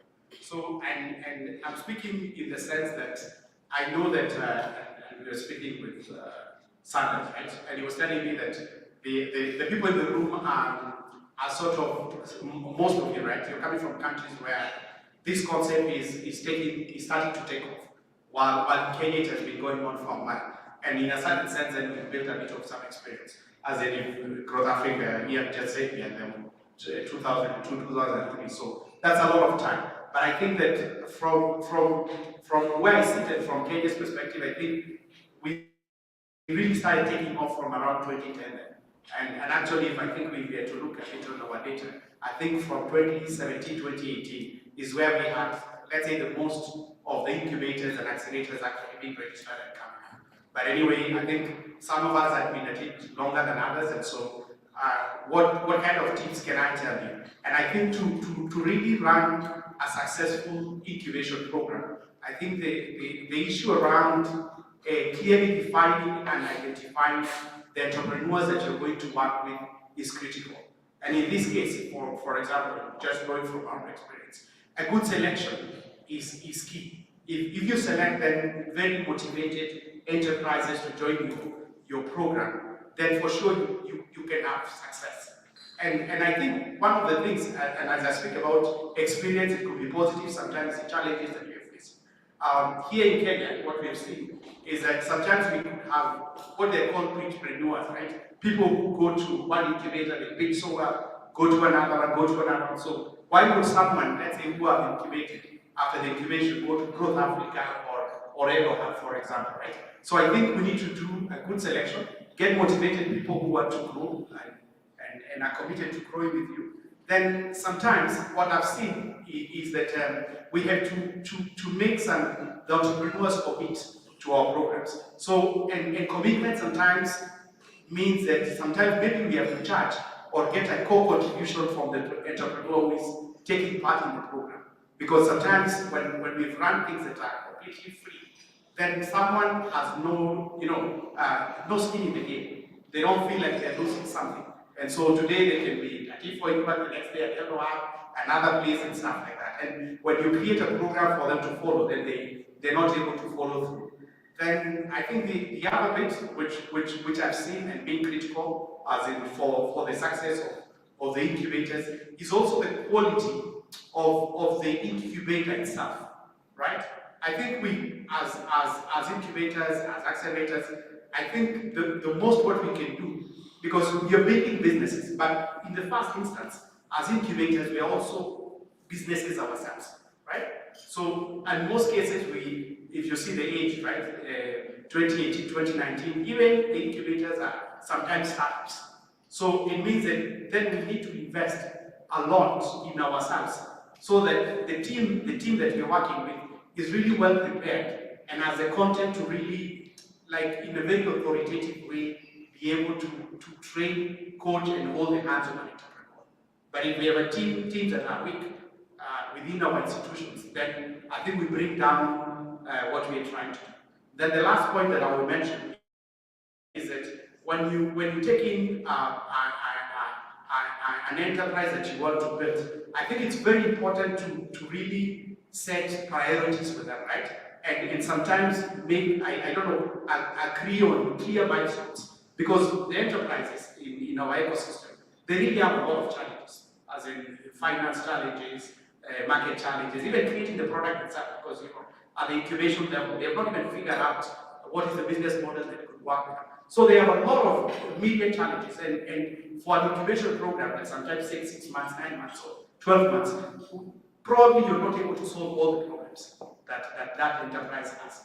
But if you agree on one or two things that you're saying, these are the bottlenecks that you have as an enterprise. If we only unlock those one or two, you are on your way to taking off. That you've already done a big service to that enterprise. So I think I'll mention this and I'll leave it to Magdalene to complement. Thank Yeah, you. just sorry, one thing. David, maybe I was just thinking you can also give a bit of figures of companies that you have been incubating for impact. Sorry, for impact, because for impact is a very interesting case. We have been also from the delegation. We have some contracts with for impact for incubation. Many times in partnership with other institutions. And the whole story of E4 Impact is very interesting. The way it was set up is operating in many countries in Africa. But just for Kenya, maybe you can give a bit of figures. If you have some figures in your mind, so that they understand how many companies are in the group. All right. So, and thanks for that. I think I mentioned before when I was beginning that we are actually an entrepreneurship center, right? Which has then an umbrella of different support initiatives or programs for entrepreneurs, right? And we're implementing also in the field. We're actually doing a bit of some pre-incubation for different value chain of actors. So this could be sometimes smallholder farmers, small Joakali businesses that really want to build something out. And I think those ones are done for, I wouldn't be lying to you, but they're in the levels of thousands, right? Because we have offices, about five field offices with teams in the field that are actually doing that kind of work at that level. But at the incubation level at our center in Nairobi, I think we have our own incubator program where we have a call out for applications each and every year. And then we in partnership with others, I don't know, WFP, IKEA and stuff like that, they actually ask us to run incubation programs also for them. And then we're doing the acceleration. So if I was to speak about a number, it's about 500 on top of that, of enterprises that we've worked with.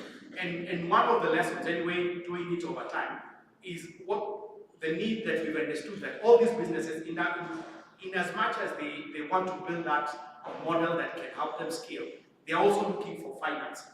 And I think then in the last few years, we've been actually thinking to set up our own fund, because I think if you really believe in something, maybe it makes sense to actually even invest in it and take the first risk. So to complement the work that we're doing, we've actually established an IFO Invest Fund that we actually also invest in and taking as in it's a unique model. We are calling it a revolving equity fund.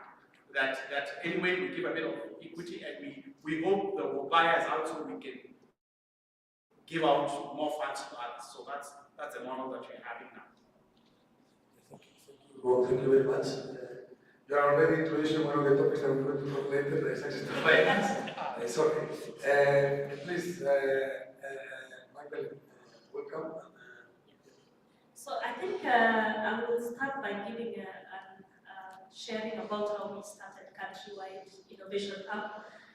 Like Adolfo said, we are outside Nairobi. So these are innovation hubs in rural and peri-urban centers running incubation program. So how we started, we realized that there was a lot of concentration of innovation and acceleration and all the good things that David has shared here, and having centers and everything in Nairobi. And there was a lot of concentration of Nairobi, and we realized that Nairobi is there's 30% could be Nairobi, 70% most of the young people are based outside the capital city. And that there are so many innovations. There are so many innovations outside in the rural and peri-urban centers. Some of them don't know that this is an innovation. Some of them, the language that we use, the ecosystem, among other things, they really don't understand. What they just know is that some of them want to have a living. They realize there's an opportunity here. But those are the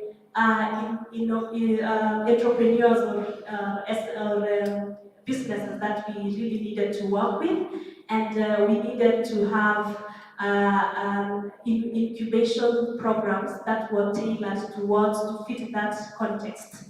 And that's how we started the Association of Countrywide. We realized rather than everyone working in silos, in silos and people going and pick models, maybe in Silicon Valley model, which doesn't work in Kenya, especially in rural Kenya. So we wanted to create a platform which can provide incubation centers as well as innovation hubs, a way of, we could structure our program and provide that support to the innovations who are based in rural and very urban centers.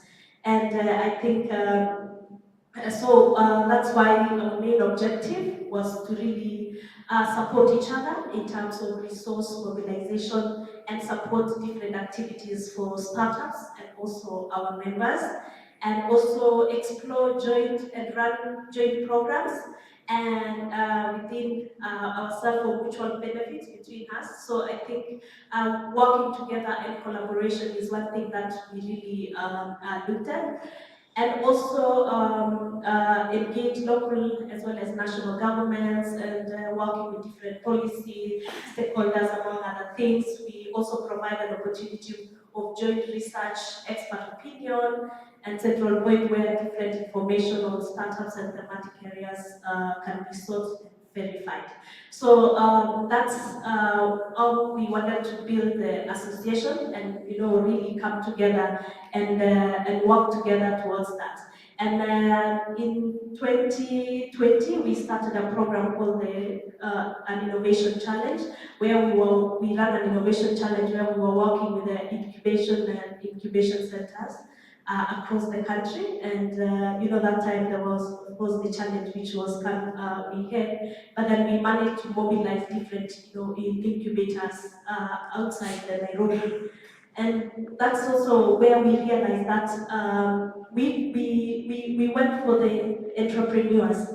We saw some of the entrepreneurs who had potential. Like, for example, in Mount Kenya, there was the one who was manufacturing oil, the avocado oil and other products. And we told him, this is something that we could pick and we could support you in terms of training you to be an entrepreneur, that you can scale your product not just in Mount Kenya. You could actually sell it nationally. You could even use technology to sell it regionally. Among others. So we taught them how to brand, how can you get your products to different sectors. So that's where a place-based innovation also came in, where there are different innovation, like for example in Mombasa, blue tech innovation could really work very well, and also we encourage each other that as an incubation centers we could be specializing. Like for example, if you have the capacity to support entrepreneurs in blue tech, then you can focus on that. Some are good in agri-tech and all that. So that's how we've come together as innovation hubs across the country. And of course, the successes that we've had, of course, coming together, working together and being able to support innovators, being able to scale some of the challenge that I was telling you about in 2022, we managed to do 10 regional innovation challenges, of course working with the incubators across the country, and of course bringing in also Kenya Innovation Week and Kenya and other partners to support different innovators. So that has also enabled us to continue to build capacity of different innovation and incubation centers across the country as a bigger network.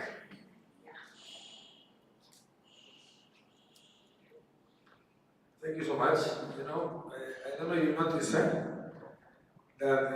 Magdalene explains very well all this need for moving away from Nairobi, because traditionally there was a lot of money here. So basically we are trying to support incubation that is not only happening in Nairobi. There are a lot of very good ideas, a lot of companies outside there. Kenya is a very big country and we're trying to take this advice in consideration. Anyhow, let's move a bit from all this incubation. Obviously, you will have a chance to ask them questions.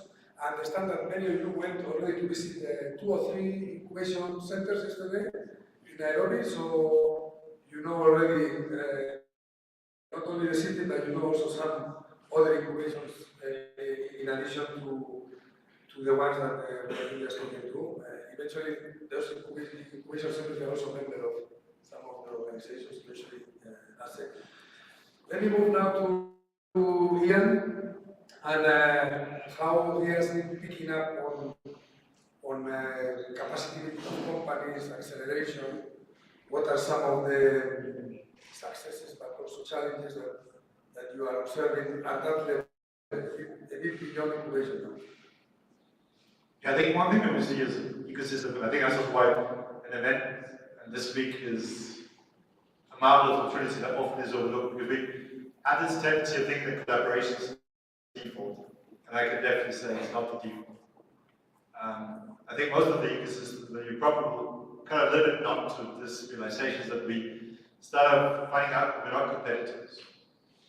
And then we have to think that because we find out we're not competitors means that now we will then start collaborating. That's definitely not the way it's going to work. So we need the leaping forward and saying, what is that going to trigger that we actually get to work together? I think the associations is a key part of forming a structure that allows us to get to know each other. And that's then the next level, is that unless we get to know each other, there's no way we're going to work together. We may sign a document, we may be in a proposal together, but we're not necessarily going to work together. And that is ultimately the thing that we're going to have, regardless of whether this is incubation or acceleration.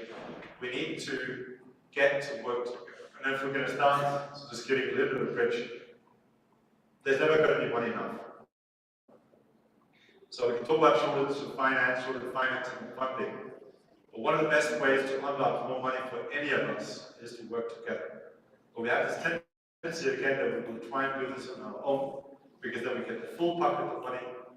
But there's always going to be more money if we start working together. So also definitely the associations, the networks, the collaboration you can get here is definitely one of the ways in which you can affect most your ability to raise more money. And I know it's always going to be a leap of faith, it's going to be this trust you need to be able to do. But honestly, what do you have to lose? I mean, we've been at this for a good number of years. At the end of the day, there's not too much to lose, it's literally most to gain. So that's just a sense of where we come from. A little bit of that, perhaps, we tend to invest in infrastructure. The best infrastructure, the most valuable infrastructure we have is our people. So definitely continue investing, would be my advice, continue investing in the people you have, training, but also building up, as you grow, have more senior people, bring it up front. Like we've all started where we have a lot of interns and we're trying to build up very young people, and we can build that to a certain level, but there is a max and a cap at which we can drive our organization down. We're looking at that in terms of talent. At some point, if we want to leap forward, we do need to get some people with no hair, gray hair. I can tell you for sure that one of the hardest hires was the first time we were to hire someone who was older than the partners in the organization. It's going to happen if you want to move forward. But that's also considering that, and I know especially when you're working with the hubs or incubators, we can say that spacing is one of the key assets you have, or perceived assets. But definitely I'd say any day, people's systems is going to be some of the things that are going to make it grow. It's not going to be space. The space is still going to be there. It's these other things that are required to do that growth. Then I think one of the slightly controversial things, and one of the things we don't talk about with our funders, is that at incubation level, we're still trying to build businesses. Our challenge that level.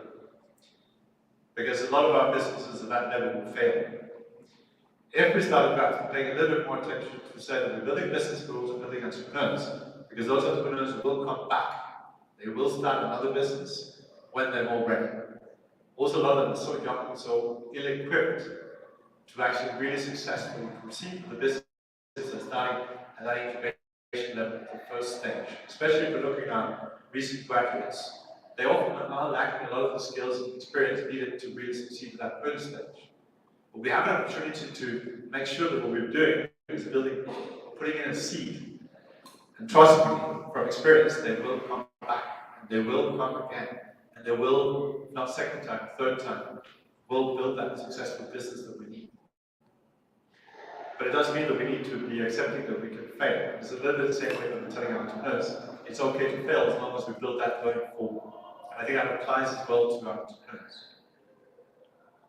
And then we build a little bit back to the network bit. There's a lot of power in the networks that we're building for entrepreneurs among ourselves. We have a tendency that advice coming from outside, especially coming from people outside of Africa, is more important, it's more relevant, it's more a lot of things. And we're kind of sometimes missing the peer learning that we get an opportunity to have today and this week. The peer learning that we can get from our peers who've gone through similar experiences, succeeded and failed. And a lot of them have way more applicable solutions than what we get from outside. That's not to say that we shouldn't get the advice from outside, but we need to take a little bit more pride in what it is that we as a group, as a collective, can offer each other. If we want to collaborate, if we trust that this is something that can lead us forward. I'll just, and then hand it over. Yeah, thank you so much. Robert, I think we need a bit of control on time, isn't it? From your side. I'm not very sure how much time we have. Another 10 minutes. Because now, you know, once we start talking about these things that we like, then we don't stop. Then we will not have time for any more panel like this one. You know? Yeah, thank you so much for that. I think that you also have a lot of ideas for ecosystem building that maybe you can come up. Give us some of your innovative ways of building ecosystem. But we have seen a bit of incubation, acceleration. I think we are moving now into another topic that is recurrent when we're talking about supporting companies in Kenya and I think basically everywhere in the world, that is access to capital, access to finance. How many of these small companies and companies in a different level are able to access capital that for several reasons is very difficult, either because collateral is required or it's very expensive, and sometimes we wonder if we are giving a favor to a company by accessing a loan from a bank. And sometimes you are not even helping the company, you are killing the company, in fact, especially in early stages. So we have, I think, experiences from all of them on issues related to access to finance and how they have encountered difficulties for the companies that they're working with on accessing finance. David already mentioned they have the idea of creating a fund. Maybe you can explain the reasons why. But let me first go into Dennis from FC Investments, where he will explain to us what is the approach that they use to invest in companies and how we are being learned also by doing it. Okay, thank you everyone. I think I'll just stand. Okay, I know access to finance is pretty serious thing. I think that this is what brings even the issues of accelerators and incubators. So I didn't introduce my firm before. FC Investment Limited is a subsidiary of Vintage Aid, an international organization based in Finland. So ideally, we started FC Investment as an impact, purely financing organization, as an impact investor. Over time, we did realize that SMEs necessarily don't need the financing only. There are other fundamental issues that really affect these SMEs. FC Investment started in Uganda in 2018. We've so far invested in 6 companies, but we do focus in productive sectors of the economy. These are sectors that really banks don't take keen interest in. And of course, we also find that they get challenged in terms of access to finance, either between microfinance and of course the banking institutions. One thing that sets FC Investment unique, number one, is in terms of the sector we do focus in. I'll talk to productive sector. Just to be specific, because of the interest of time, we did invest in 2 poultry farms in Uganda. Initially, we thought these businesses, the major challenge was access to capital, but that was not the case. We did realize that these SMEs are faced with issues to deal with first, formation, that is structures and processes, and secondly, they're also faced with the skill, human resource. So this led to extra investment then really redefining the model to introduce what we term as a management support system. Then we infused with financing. So you ask, what is this management support system? In the modern age, I do believe that every business really needs to make informed decisions. Without adequate data, you are not able to really strategic gear your company to a way forward, isn't it? Now, what we did, management support system is a system where we cooperate with SMEs by then really coming up with templates. So these templates are just to be used to gather data from production, financial management, stock control, and processes. So we have a central distribution system where this data then is collected together and analyzed. After the analysis, we provide insights into the company operations that then we provide management with some strategic decision support.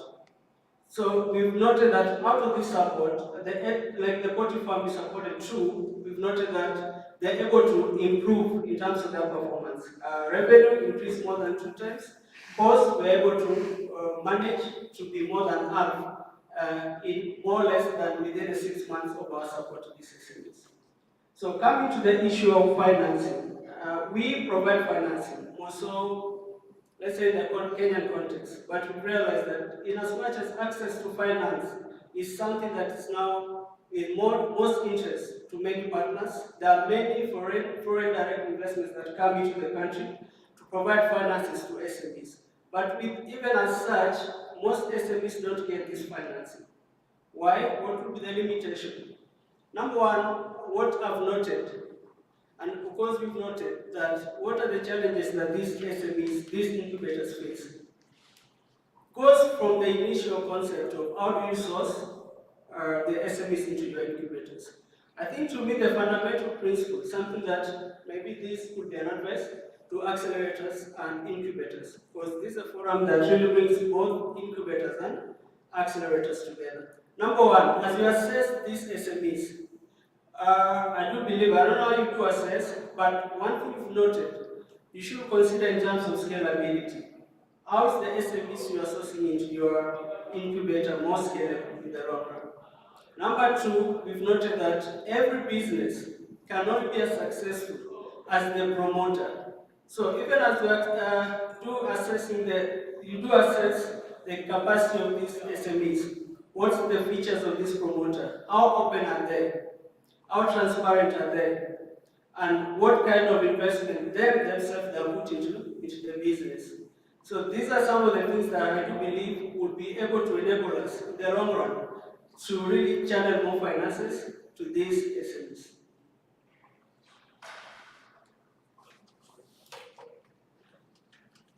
You had a very good idea of standing up, just to wake up. Thank you so much. I think that maybe you can also give them a bit of more complete indication on the ticket size that you invest, and maybe sectors. I think you are sector agnostic, but the ticket size, and then also which kind of financial instrument you use to lend to companies. We do offer 2 types of financing instruments. It could be a debt or equity, but our primary investment first, we start with the debt. This just enables us to understand the company well. Then in the long term, are we able to provide equity? So equity is not the first principle of investment, we start with debt. Our investment tickets ranges from $100,000 to $1 million, and this is in Kenya. In Somalia, it's a bit lower tickets, range from 50,000 to range from 50,000 to as well 100 million. So that is in Somalia. Uganda and Kenya operate the same, $100,000 to $1 million. And of course, I'm going to ask you a question that some people are already thinking, but they are not asking maybe, because they're not giving them the chance to. What is the price? So I did mention before that we provide management support, which we infuse with financing. Why we are different is our management support system, based on the insights we get from the company operations, it enables us really to de-risk the company operations. So that means, in terms of capital, these SMEs, we don't really require full-time collateral, really full cover collateral for the SMEs. But in terms of interest, we try to be commensurate to the market, but a little bit cheaper. Our loans basically are in USD and euros.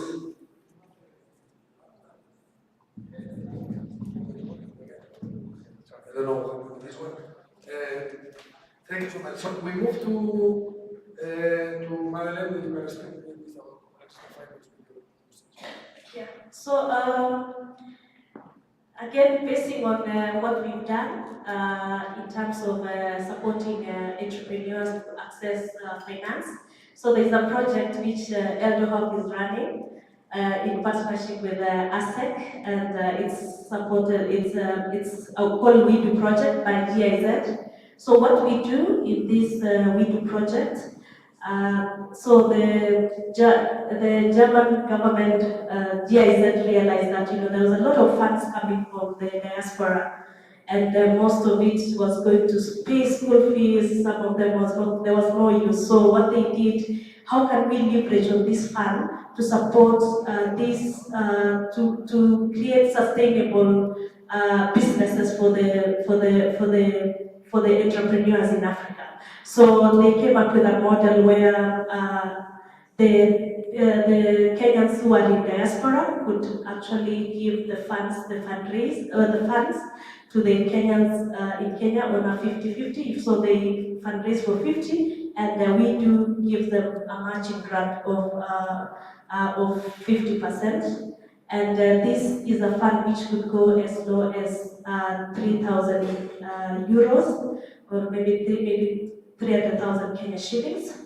And so what we do, we do business coaching and mentorship. So first of all, we identify these businesses. First, do they have the potential to actually grow? Do they have an idea? So we visit the businesses, and I think the idea of investing in businesses who have traction and businesses who have scalable and viable ideas is identifying them, visiting them, getting to understand what they do. I think it's a model that is working, and this is what we've seen with the We Do project. So we get to give a report to GIZ and We Do project that this is a business which is viable, they've met all the requirements, and they can be funded. So we give them as low as 300,000, and we've seen organizations growing. We've seen businesses being built out of a small grant and a small funding, and become real businesses generating over 2 million Kenya shillings on a monthly basis, employing people on average of 5 to even 10 people. And I think that's another way in which we could support entrepreneurs and incubators could actually leverage on this model to grow, to support some of the especially early stage entrepreneurs.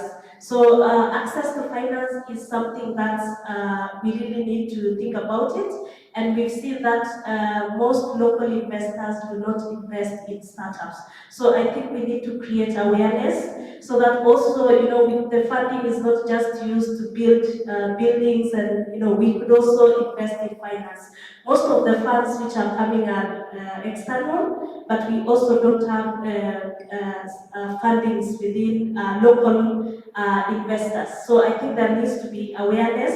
I know there are different organizations who are working towards that, but we need to do more to make sure that if these are Kenyans who are in diaspora and funding businesses in Kenya, I think there are so many people who can actually invest in local businesses, and that we can create a sustainable model towards the entrepreneurs that we are working with. Thank you. Yeah. So very quickly on this topic of access to finance. I think one of the things that we say when we are training, right, and it's from experience, too much funding at the beginning when you're working with startups can just kill that business. So I think we insist on bootstrapping the business, trying to finance and stuff and so on, and that is for sure. But I think there is always need for finance and access to finance by the startups or scale-ups that we're working with. And then from my experience, then what are we doing? So one is that in our programs when we have to admit or running a call for application and stuff, and we have to sieve and select the entrepreneurs that come into our program, then we already start to work with impact investors from the selection process. So we bring them at the tail end of the selection and say, this is the ones we work with, what do you also feel about them? And in this case, you already start building a case for the entrepreneur to engage with an investor and already to consider that as a pipeline for investment. So I've seen that this works. Then in other programs, especially now, the donor community really, they're investing in us, they're investing in incubators, accelerators, and programs like the one we are implementing. So what we've tried to do, as much as we can, is to also push that within the investment they're making on us, there is some bit of some investment that will actually go to the enterprises that we actually support. So if that is achieved, then you're sure in a certain program, then there will be some seed investment or capital that at the end of the cycle of incubation or acceleration, some entrepreneur will get. So I think that's a second way of getting access to finance. Then internally, as if for impact, then seeing that there is a need, because you're supporting businesses and someone is saying, raising a round of funds or funding can actually take a year or two, right? And it's a hard job. So what we've tried to tell ourselves is that, can we actually put our money where our mouth is, right? Something like that. And in this case, then we've created this revolving equity fund. So that's an instrument we're using. For the incubation companies, we actually, it's a pre-seed round, right? 50K USD. And for acceleration or the companies, we're actually accelerating it from around 100 to 200K. That's what we're investing in as if for infra. Then at the bigger level, really at the ecosystem level, I think we've been, and all of us are involved, I think we've been involved in engaging government in two initiatives. One is the startup bill, now that is going on. We've actually championed all the people here. I know that you've contributed or we've contributed in one way or another. And in this startup bill, if it becomes an act, and we are hoping it becomes an act, then it provides for incentives for government to actually set up a fund for investing in the startups or scale-ups that we are working with in Kenya. And this will also create sustainability at a bigger level. And then even us, and I'm speaking as incubators and accelerators, we also need funding. And I think in the past, I think here you're involved, I don't know, Magdalene, we actually, they managed to lobby the government to ask for a project from the World Bank, which is it's called KIA, the Kenya Industry and Entrepreneurship Project. And in that project, the World Bank, through the government, the Ministry of Trade, is actually investing in incubators, accelerators, but also they have money for SMEs, so investment to SMEs. And that's another way or another tool of creating access to finance to the business sector we are all trying to support. Yeah, I'm going to try and go to the line of collaboration. So we end up being very transactional very often. And I don't know, I mean, you in the room have heard investors talk about there's not enough qualified pipeline. So they're missing opportunity to invest in. Like also Devin said, I don't come very often to a room where investors are engaging with us, wanting to work with us to improve that pipeline for it to be ready. So sitting there outside, they're almost waiting that somebody would prepare entrepreneurs would be outside the door knocking, and then they're ready to be invested into it. Somebody else has done all that work. That's what we do, that's what you do. Of course, it doesn't quite work that way. So I think also my advice would be to get the investors into the room, we need to sit down, understand and say, what is investment readiness here? Because I don't think we even know fully when an investor says investment ready, what does that really mean? And does it mean the same that we're doing? Let's find out then what is the gap, what is it we're not doing? And often we can even get investors to potentially part of helping bridge that gap. But without that conversation, this thing will still happen. They will come to us when they need deal flow. We will come to them when we have received deal flow. But besides that, we don't talk to each other during the rest of the year. That is something that has to change if we want to make a systemic change and actually get the investors on board. I think also, this is kind of a little bit, when we talked, we may have overemphasized this thing of raising money. I think this craze for unicorns has created a sense that heroes are the ones who can raise the most money. Why does that make sense? You know, I'd much rather have a business that does really well, is profitable, grows, employs people. But we kind of created the metrics of success as become how much money you raise. That also means that, and I almost want to have raise an act, how many of you in your incubators works on, trained, build the capacity in sales? I think most of us don't do enough effort there. If we could get our entrepreneurs to sell more, sell better, the raise doesn't need to be as much, it could be later, and the valuation of what they get out of the business could be way higher.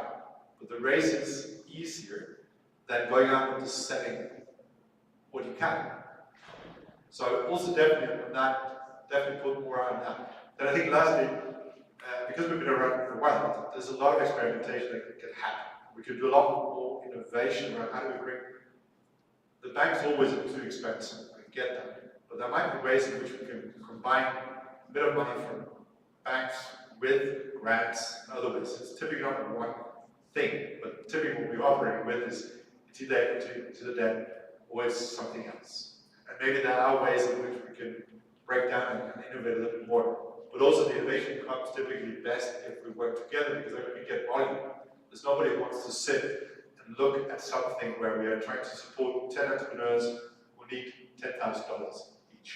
That's just too little for the big boys to get involved. Whereas if we're at ecosystem level, collaboratively, be 20 organizations where this is the same numbers, then suddenly this starts being a different conversation.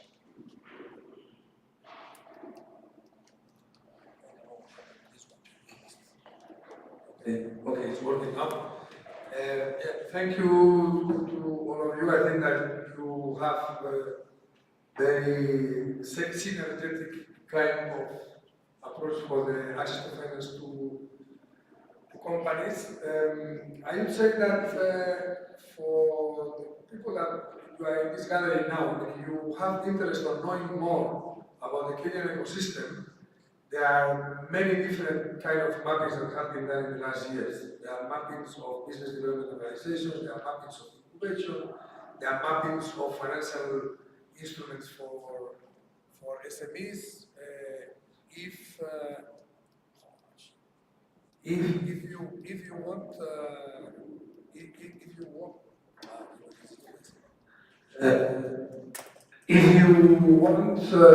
we can, through Robert, we can share with the people that is interested, because we could be talking here for very, very long time, I can promise you. And there are so many different mappings that are recent.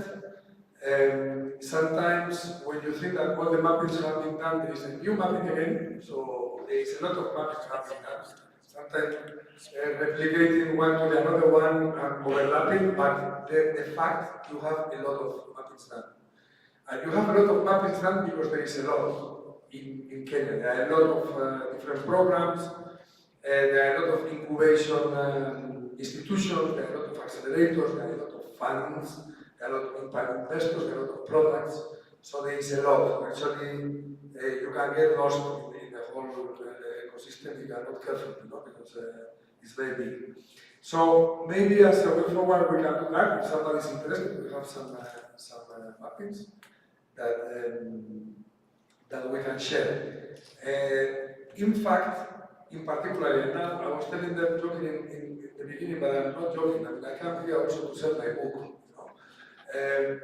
We have Team Europe in Kenya that is called Investing in Young Business in Africa.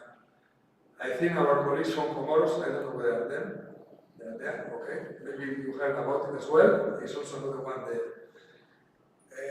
And maybe as you also part of the European Union funded project, you have been hearing about Team Europe.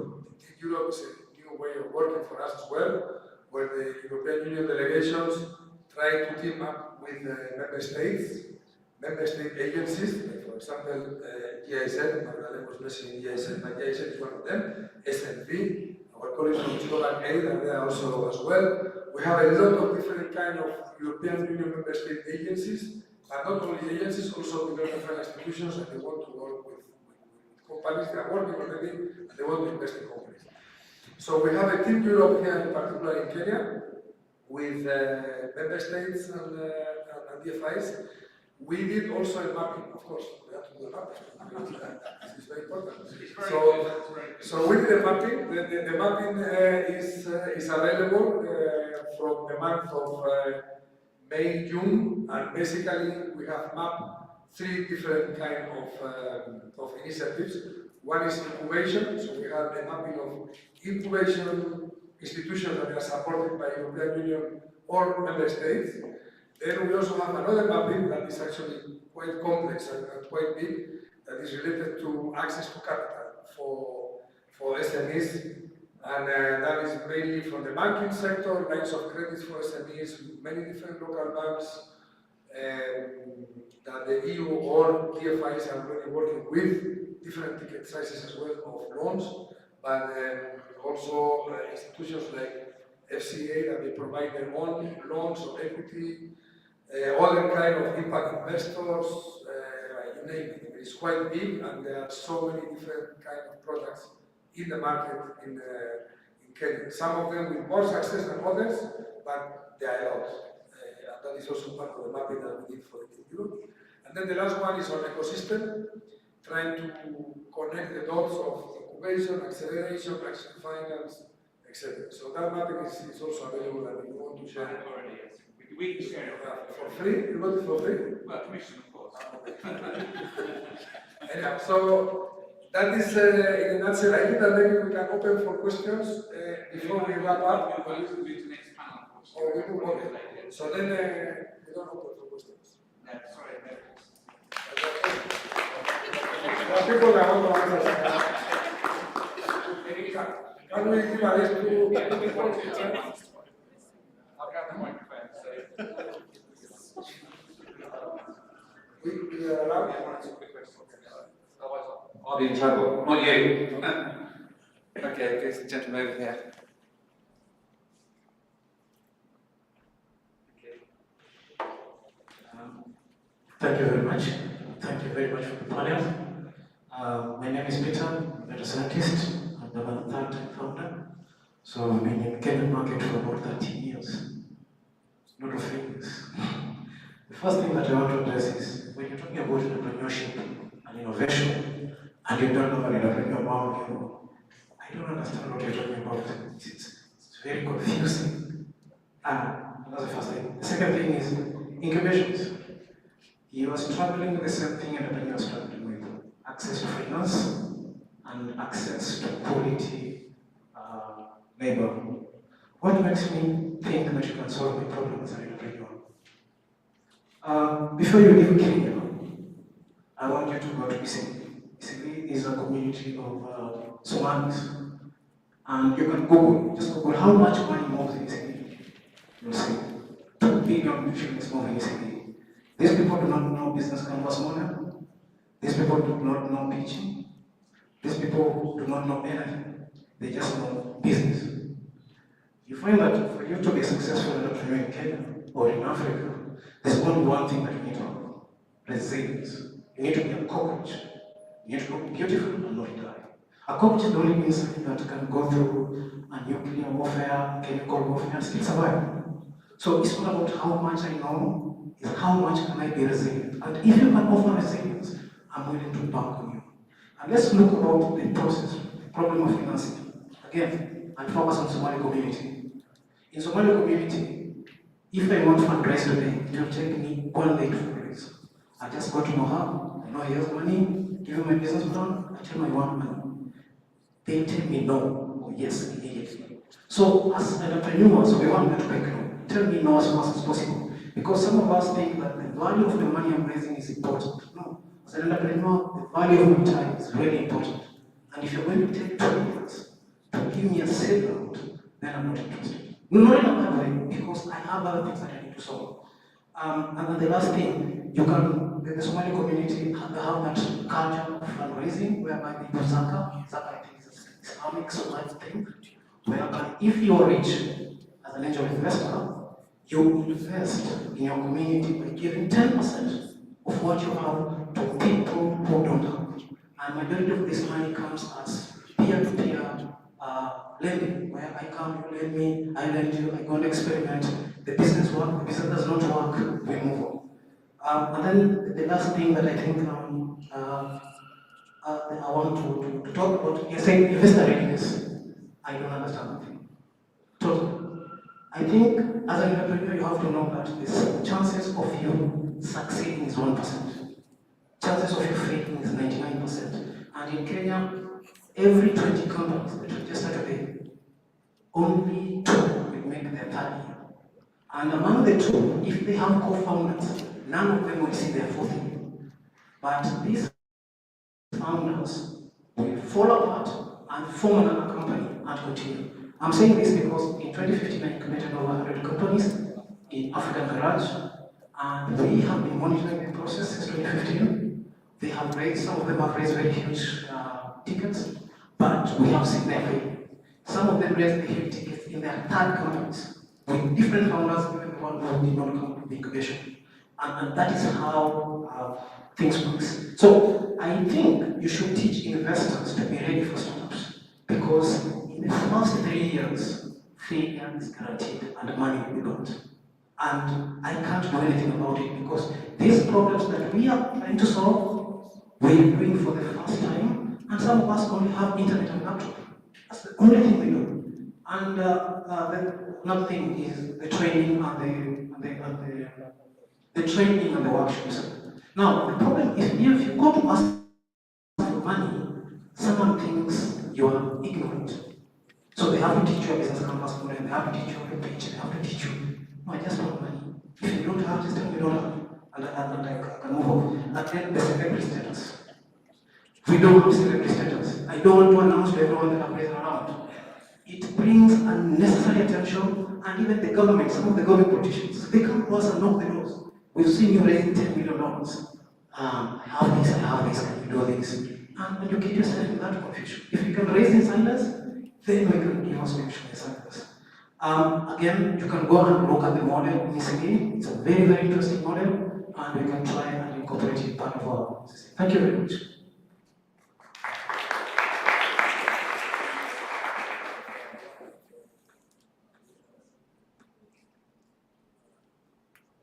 Hello. Thank you to all panelists for the insights in the Kenyan system. I have actually 2 specific questions. Magdalene, maybe the first one, you're representing more than 100 of those regional hubs here in Kenya. I'm interested in who are actually the founders of those hubs. Are those people from Nairobi that went out and started hubs there, or are those people from those regions who started those hubs? And maybe does the background of those founders has any influence on the success of those hubs? And the second question maybe to David, sorry. Jan was stressing the aspect of how important collaboration is. You're representing with Magdalene like 2 associations that are doing more or less the same. You have a focus more in Nairobi and country-wide hubs in the regions. How do you collaborate, and how is that collaboration between the 2 associations looking like? Thank you. My friend, you left us without microphone.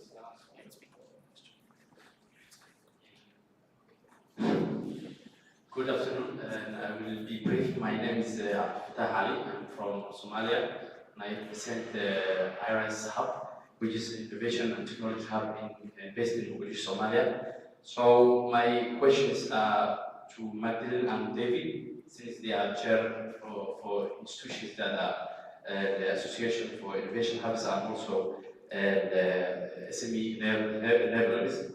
So I would like to know, how do you manage and accommodate the different expectations from these institutions and the different levels that they are at, and also are there any initiatives that they are doing together? And the other question, which is there any key aspects that you think should be considered when creating such institutions in other countries? Thank you. I think I'll bring the mic back, so you've got my mic. So a few quick questions and a few quick answers, and then we're done. Thank you. All right, so very brief, Alex, how do we collaborate? And I think it's also still time to your question, right? How do we manage member expectations? What should we consider? I think there's, and we are being honest with you, right? I hope you will forgive me. At the beginning, we were not collaborating. And actually, you're part of it. So at the beginning, actually, why it's even a country-wide hubs is because the ASEC, which is where I sit proudly as the chair, started, and because incubation acceleration was taking off in the main cities, so Nairobi, Kisumu, Mombasa, and so on. And at some point, those founders decided that they wanted to work together. Let's create this thing. Let's see what we can do, right? Then at some point, I think other voices and other hubs started to happen, and they're like, we want to be part of it, right? And I think there was a bit of, to forgive me, a bit of pride, right? On the founding. Like, we are probably already advanced. We have made a lot of investments to our group and stuff like that. And that is the time when countrywide hubs decided we're going to start our own and bring our members that are in the countryside, second-tier towns and all that. And that's how it started. So, coming back to you, I think now probably drawing from our experience and knowing that innovation, acceleration, incubation is taking off in Africa, right? It's only that probably Kenya is starting, but it's coming to all these countries. We cannot run away from it anymore. So I think that to be more accommodating at the very beginning and actually consider that you can work with everyone. Probably if you ask me, do we need 2 associations? Probably my answer right now would be no. But since it already happened, now we are collaborating. As in, so instead of having a rivalry or sister fights, we have actually decided we are collaborating. And now, so also the other day, Magdalene actually created a group where the so-called members of the 2 associations are actually sitting together. And going to Ian's point at the beginning, he actually said when we collaborate, we can unlock more finance. So one of the projects that Magdalene is managing, they were managing it, and they were like, can we also do it with ASEC?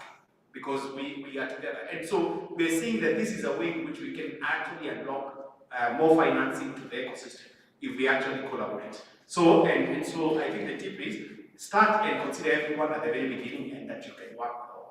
Then I guess anyway, different incubators, accelerators, spaces, co-working spaces, innovation spaces are at different levels, right? So when the opportunities come, you actually probably speak at that level now, since we are collaborating. We actually speak to say, maybe, which ones are we proposing for maybe accelerators?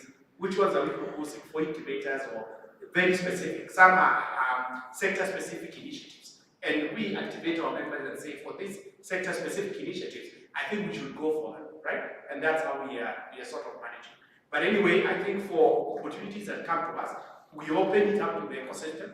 People bid for it, as in the most qualified are actually chosen, and that's how it works. So let me. So I think you've addressed the issue of collaboration. So yes, we've grown. It's been a process, and we've come to actually work together as the 2 associations. So now we are like one. even though we have two different house offices. So we have different collaboration initiatives, and like you said, we are now coming together. We are going to chat to come up with different initiatives where it brings all of us together. So I think that's where we've gotten. And in terms of how do you manage expectations at different levels, that's very key. Like David mentioned, you have to accommodate everyone. You know, every voice. Like for us, we felt that you cannot put us in one basket with the more established innovation hubs. And even if we can become even a subgroup of ASEC when we started. But of course, that didn't resonate, and we were like, oh, then if this is not working, these innovation hubs have very different needs. They have different challenges, and why don't we create a platform? So we had several engagements which didn't work, but then that's how we started the association and realized that there are different challenges that we face. The rural and the urban centers have different contexts, and how can we come together and support each other? And I think how we started is we came together as friends, and there's our association. When at the beginning we could even offer our expertise, more like barter trade, where we come train your people on digital skills. You could also come, we form a pool of experts within our networks, and we could help each other, and we still do that. And I think that's how the friendship, we came together. We got to understand each other, and like Ian had mentioned, it became easier for us to collaborate together. So I think that's one thing that you need friendship first. It's easier to work with someone that you build a relationship. And should you even experience any challenge, it's easier to sit down and to have a common ground. So I think that's some of the things that you need to manage. I know that even the decision making will be a bit slow because this is a network. It's not like you are a hub where you can say this goes and it goes, but also it brings in diverse views, it brings in more inclusion, it brings in more ideas, and you become stronger together. And like David said, you unlock different opportunities that you could work together. So in terms of joint milestones, I wanted to start with this because just speaking from what David has talked about. So for us, we have different innovation hubs partnering together. Recently, for Impact and Eldo Hub, we had discussion about working together. We have ASEC and Association of Countrywide running a joint project like the Transform Fund that we are managing together. We have several other initiatives which we're working as the two associations, but also other initiatives which our members are working. Both of them, it's been easier for us to bring them together. We've even gotten to a point where we asked them, we could also help some of them who don't have capacity, manage some of their programs, and that's how they build their capacity, and they build their strength as an innovation hub. I think those are some of the things that we could do. So if you could consider that, but I'll be happy to talk to you if you want to learn more. On the Association of Countrywide, our founders, all of our founders are based in the different regions.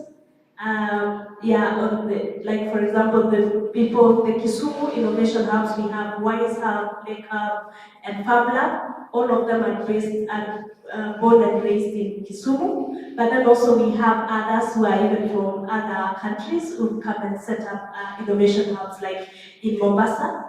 So, and they are founders from different places. It doesn't matter, we have the main thing is we want to support entrepreneurs.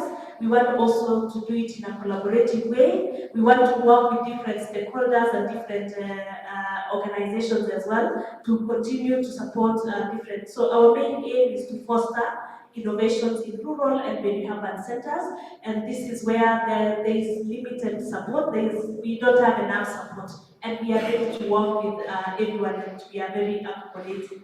Thank you. Thank you very much. I think this one brings to an end. Maybe just to share with you, like now, we unites us today here in this room is that all of us we have our passion to support companies, isn't it? So we have a very good panel with very different and complementary perspectives, and it's a privilege, I think, to have all of you here at one time, because I know that all of you are very busy. And I think that the only thing we can do is to just thank them, round of applause to them, and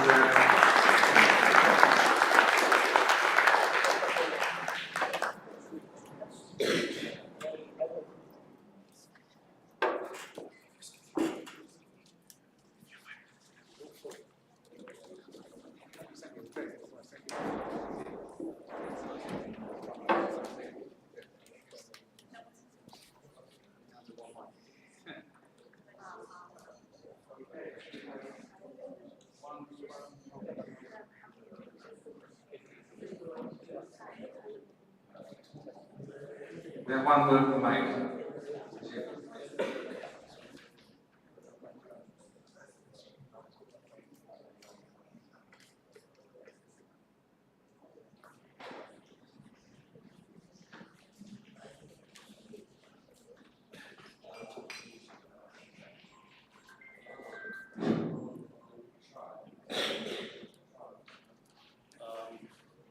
Good afternoon, everyone. Fortunately, Kenya took some time on us, but we'll catch up. But we're still not Kenya, don't worry. I would like to call the panelists to the podium. We have Robert Sanders from EBN, and Abdulkader Ali from IBS. We have Mohammed Musa from Siman Hayla, and Mohammed Ibrahim from Arhab, Isa, and Mohammed Abdulkader Ado, Deputy CEO and Operation Manager at IRS. Please come to the podium.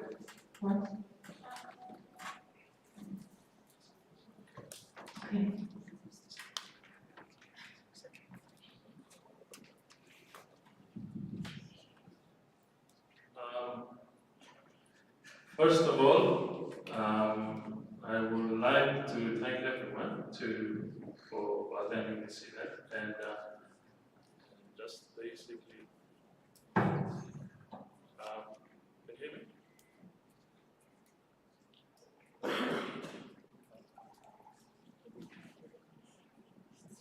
Try this one.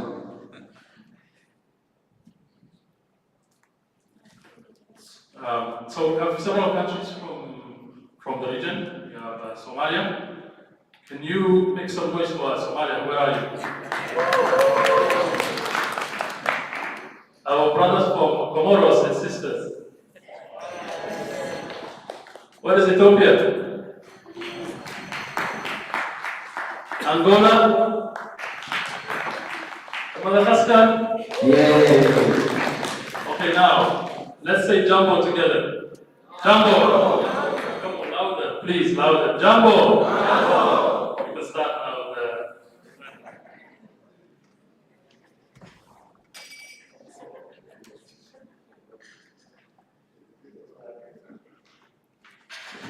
Sorry, just getting myself together.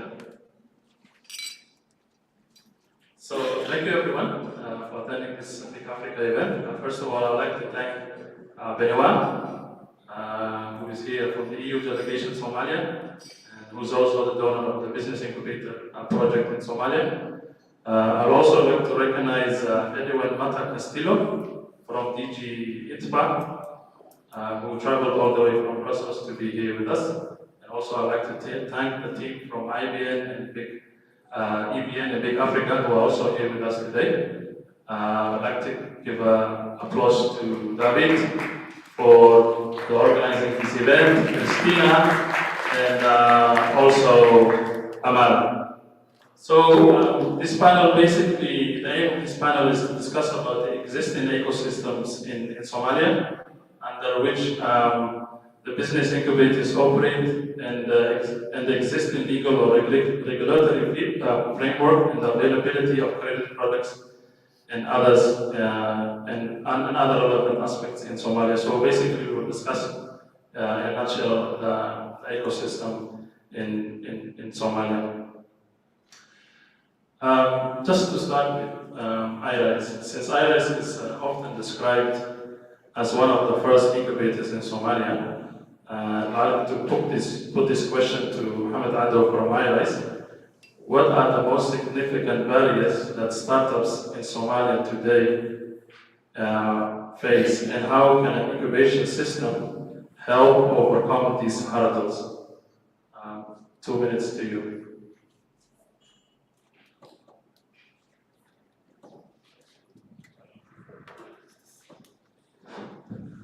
Thank you so much.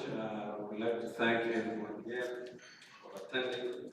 My name is Mohammed Abdou, as was said. I'm from IRIS, an incubation in Somalia, one of the first incubation available in Somalia. We are about, I think, 6 years old. We have launched our hub 2017 October. So it's a bad day, so thank you so much for everyone. Of course, IRIS Hub is one of the pioneer hubs in Somalia. And Somalia is a very unique country.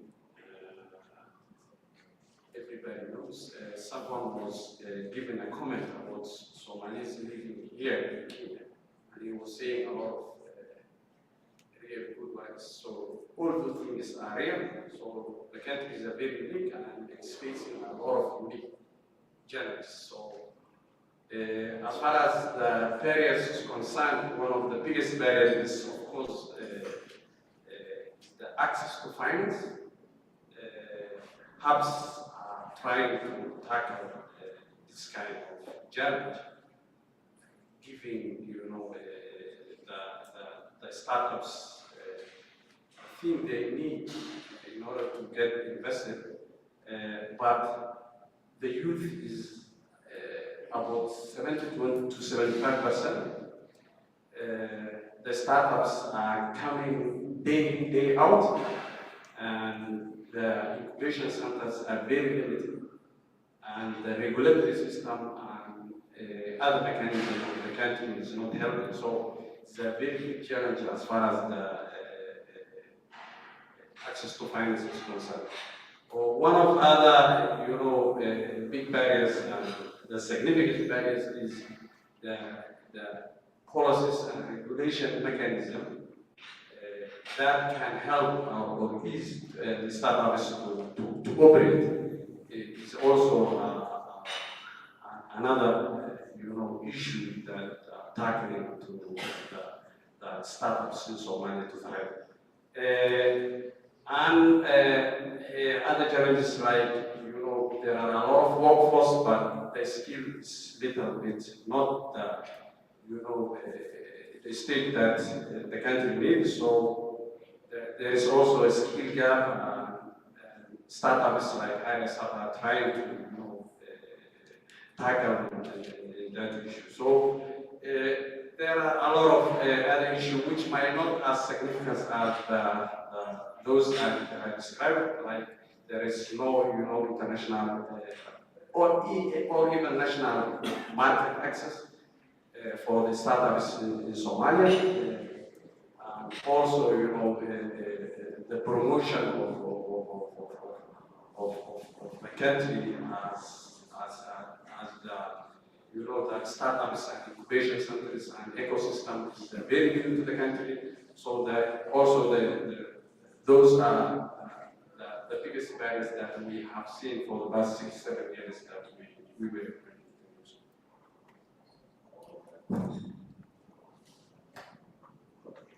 Thank you, Ado from IRIS. I think where there are barriers and challenges, there are also opportunities. I would like to put this question to Mohammed from Hargeisa Hub.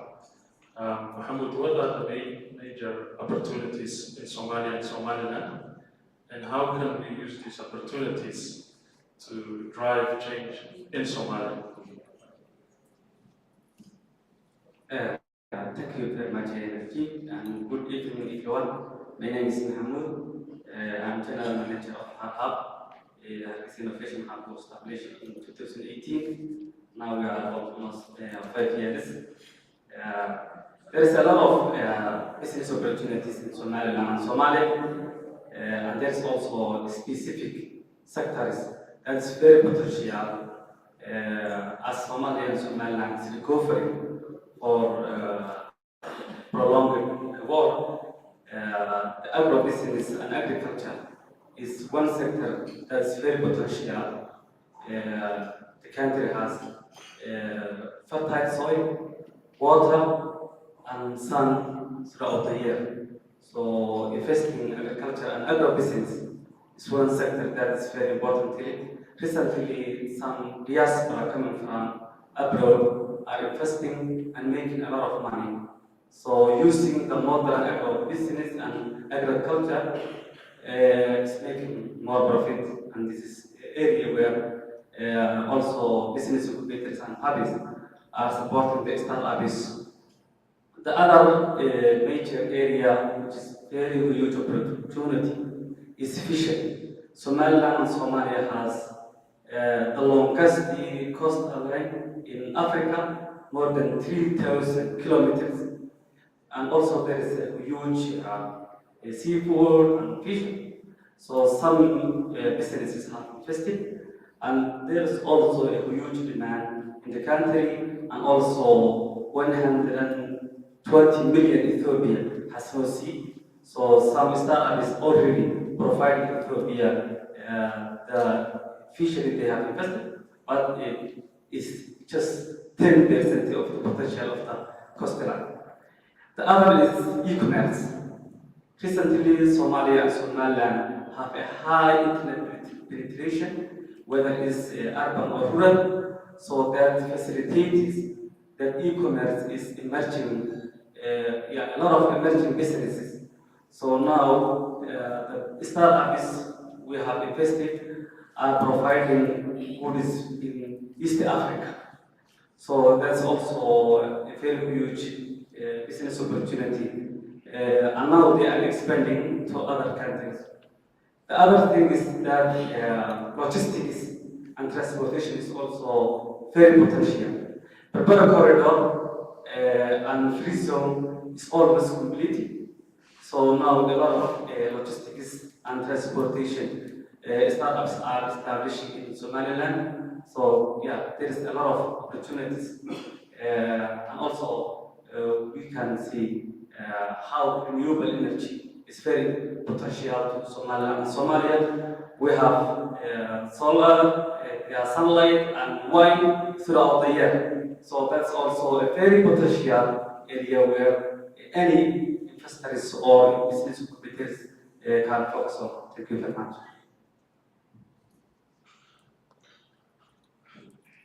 Thank you, Mohammed. Just a follow-up question quickly.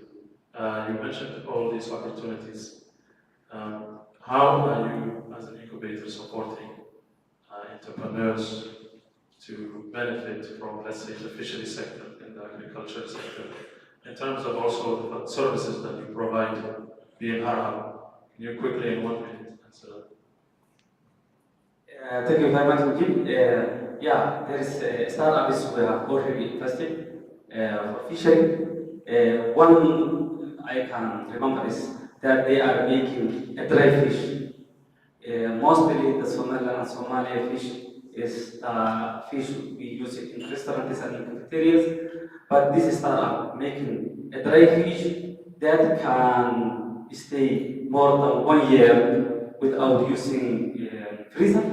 So that's making some innovations for the startups. But also we are supporting agro-business and agro-processing startups and technology-based startups. And also we are making some innovations and startups that making renewable energy in Somaliland and Somalia also. It's very high, expensive using electricity by using fossil fuels. So some businesses in our incubation are making renewable energy for agriculture, so they cannot use petrol or diesel. This makes it profitable for their businesses. Thank you, Mohammed. The topic topic today, of course, as you've seen in the agenda, is ecosystem, in particular for this panel. I'd like to put the next question to Mohamed Musa from CIMAT. Mohamed, what is your general assessment of the Somali ecosystem, and how does BIC Somali contribute best in short and long term?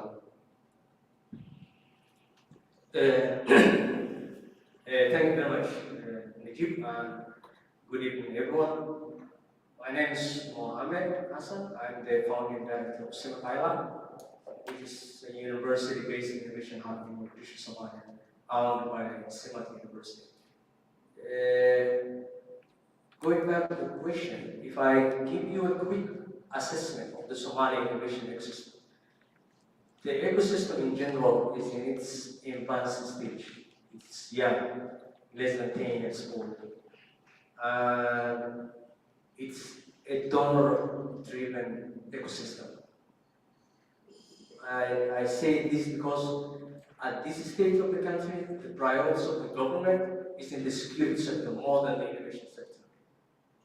But then for us as innovation hubs, the way we see is that youth and security are two interconnected issues. You can't deal with security without the youth having the right attitudes.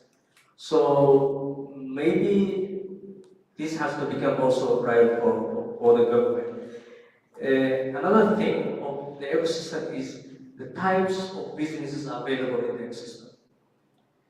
It's true that Somalis are known for being an entrepreneurial society. We have a high appetite for risk, as being mentioned by one of the guys who asked the question today. We don't even write agreements. We can just trust and put money together and then open. And that being a multi-billion business. So that shows you that we are bad in politics, but then good in business, because we've been doing well for the country has survived for the last 20 years, mainly due to this thriving private sector in the country. And another thing of the ecosystem is that there are new innovation hubs coming up every year. And I would say we already have three of the best in the country. But then there is still a long way to go, because the businesses that we have are mainly SMEs, and the typical small business you would expect in a country like Somalia. So you don't have these high value, scalable startups in the country. And that's why, if you look at Africa in general, there has been over 6 billion capital inflows, venture capital, for the last just 2022. Somalia has received 0.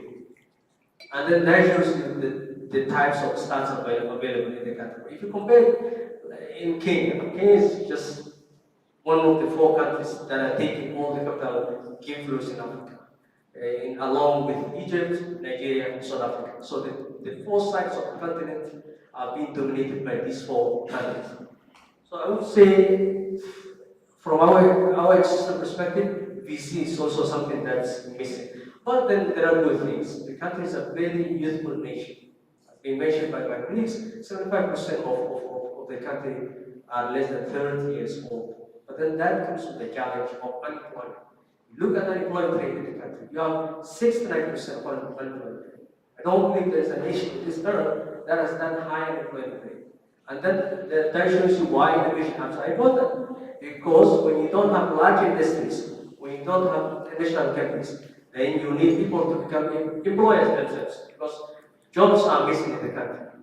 And so that's why the role of innovation hubs in Somalia are very important. So coming back to the role of the BIC Somali project, why do we believe this is a very good intervention? Mainly because of the approach of the project. It's an ecosystem approach where you have all the hubs, mainly the top ones, collaborating together. You have our hub, and you have CIMAT Thailand.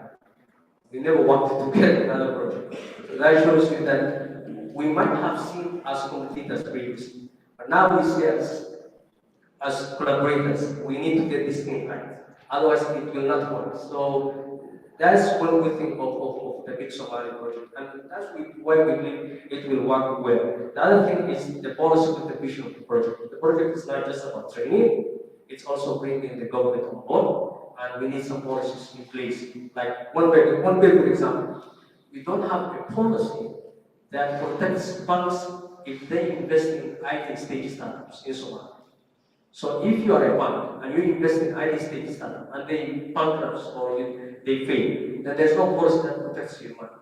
So now, Big Somalia will play a big role in enacting a policy that will give the banks the assurance that the government will protect their funds if they go for IT stage startups. So that's one thing that we believe will be good. And another thing is, just look at the first cohort of the Big Somalia project. We already have 6 businesses. Almost 40 of them are already working. And as you will see later today, we have representatives from all the hubs doing presentations. And you will be amazed, like what is doable in 7 months. So with the kind of interventions like Baby Somali, we believe that the ecosystem will be better than it is at this moment. So, and another thing is this annual gathering.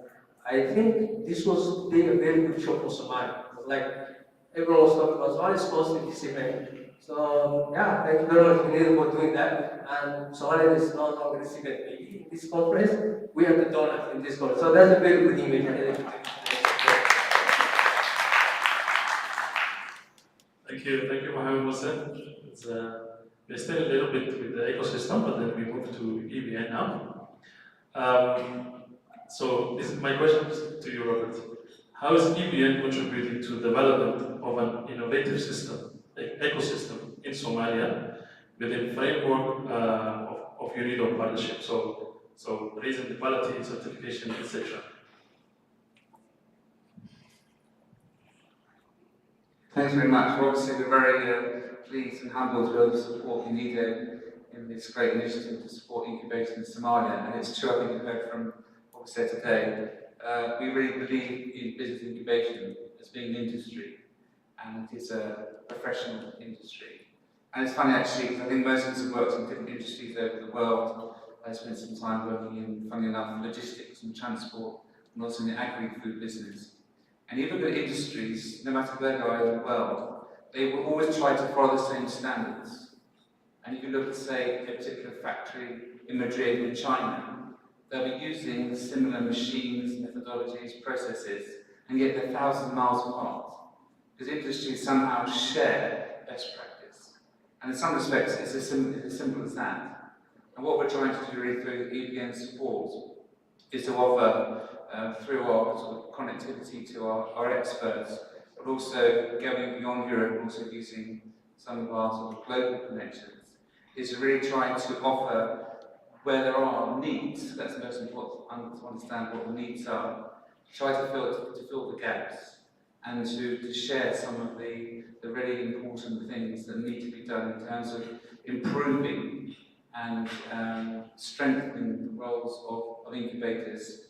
And as you mentioned, we do believe very much in the quality aspect. So we think that certification is an important part of this process. So that, as I sort of said already today, really, that the incubators we're working with can become big as entrepreneurship. That all the actors around them see them as serious players who are supporting companies in a holistic way. So not just a donor program here, donor program there, but to take the hand of an entrepreneur, ideation stage, and take them all the way through to certain points. But also, I think it's very important as we go forward. I don't believe in this phrase of one-stop shop. I don't believe we can do everything. And we are focused on business incubation, which is a very small part, if you like, of value chain, a very critical part. But Big Africa and EBN, we're not supporting large SMEs. We're not directly involved ourselves in access to finance. That's not our speciality. Our speciality is the entrepreneur ideation project, pre-incubation, incubation, scale-up stage. So it's important, I think, to recognise what we're good at, and certainly looking at that niche aspect. And what we're really trying to do is to take experiences of experts, and as mentioned today, let's share things that have gone wrong as well. Because when someone says, how do you set up a mentorship program? someone's gone through that pain and probably made some mistake. And so it's good also to share some experiences where we've had failures. So that's really what we're trying to do in the project, is to share wherever we can the best experiences and help to fill the gaps, especially to meet the eventual needs of the incubators in Somalia and of course all the other country projects. Thank you.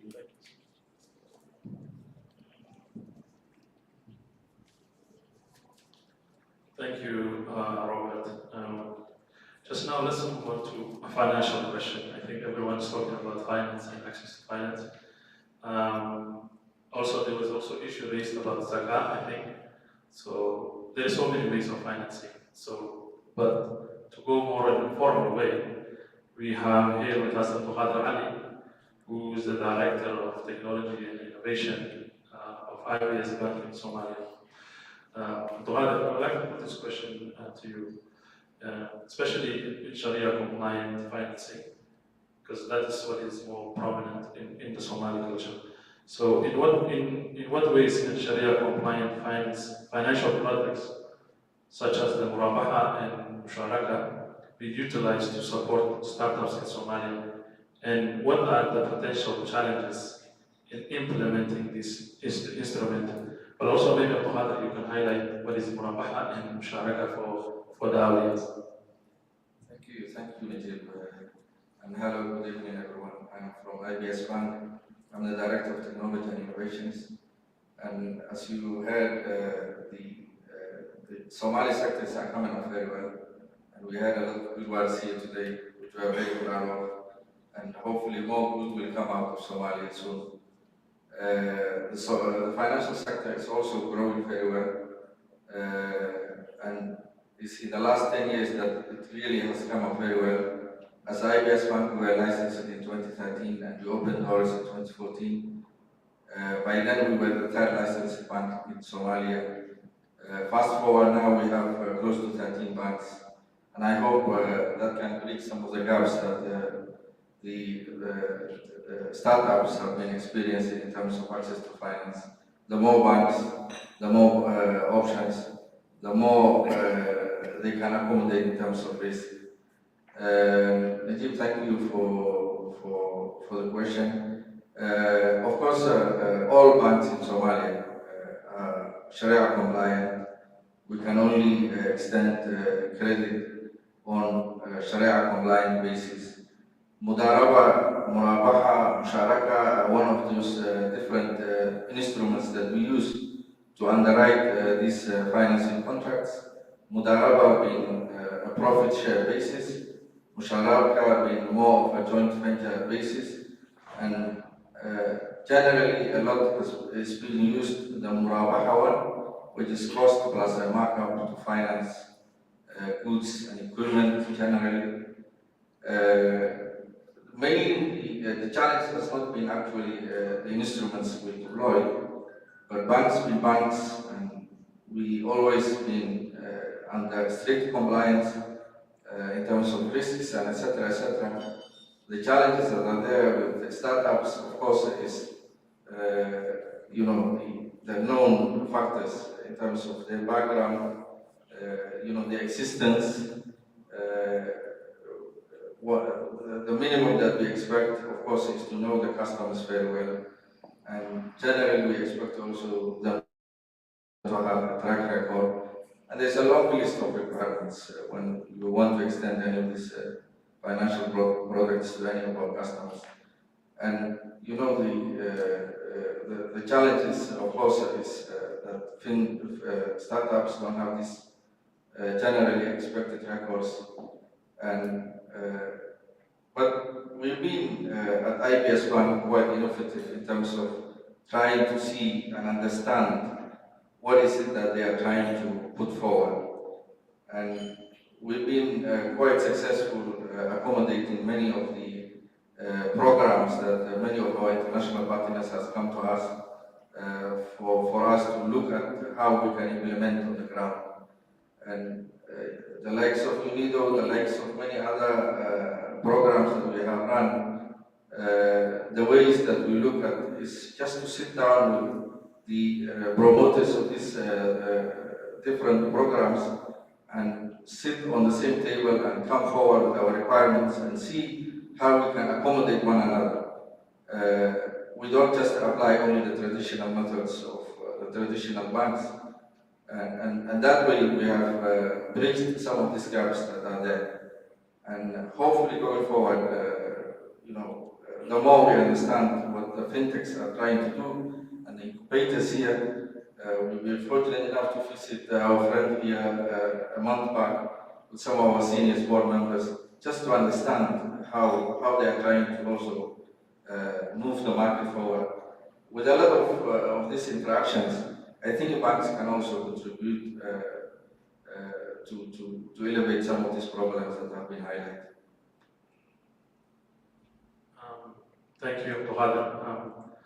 Just coming back to you, how would a partnership between the incubators and the financial sector look like, and what are your proposals to support the entrepreneurship in Somalia and also the incubators that are sitting here and listening to us today? At IBS Bank, we are really open-minded in terms of just not shying away the risks that are there, and that these fintechs or the startups do not comply with traditional requirements. So by closely working with them, understanding what they are trying to reach, we have been certain designated funds, either our own funds as a bank, but also from our partners, international partners and the likes.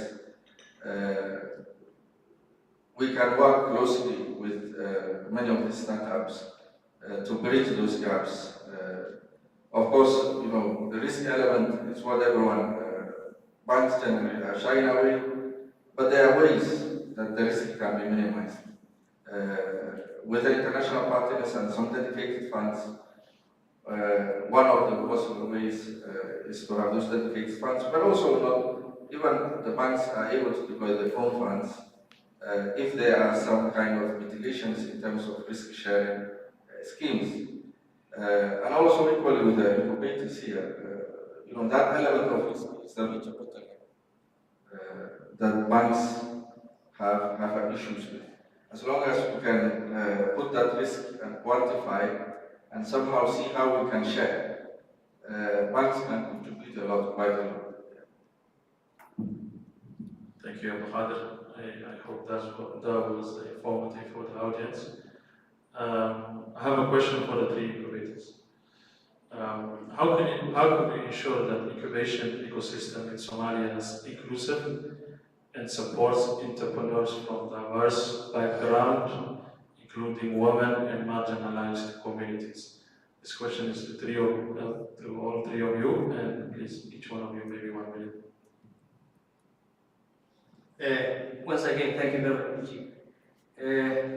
How do you ensure inclusivity in the ecosystem? For us, we are built on top of the experience of Semat University. So we've already been, the university has already been educating the Somali people.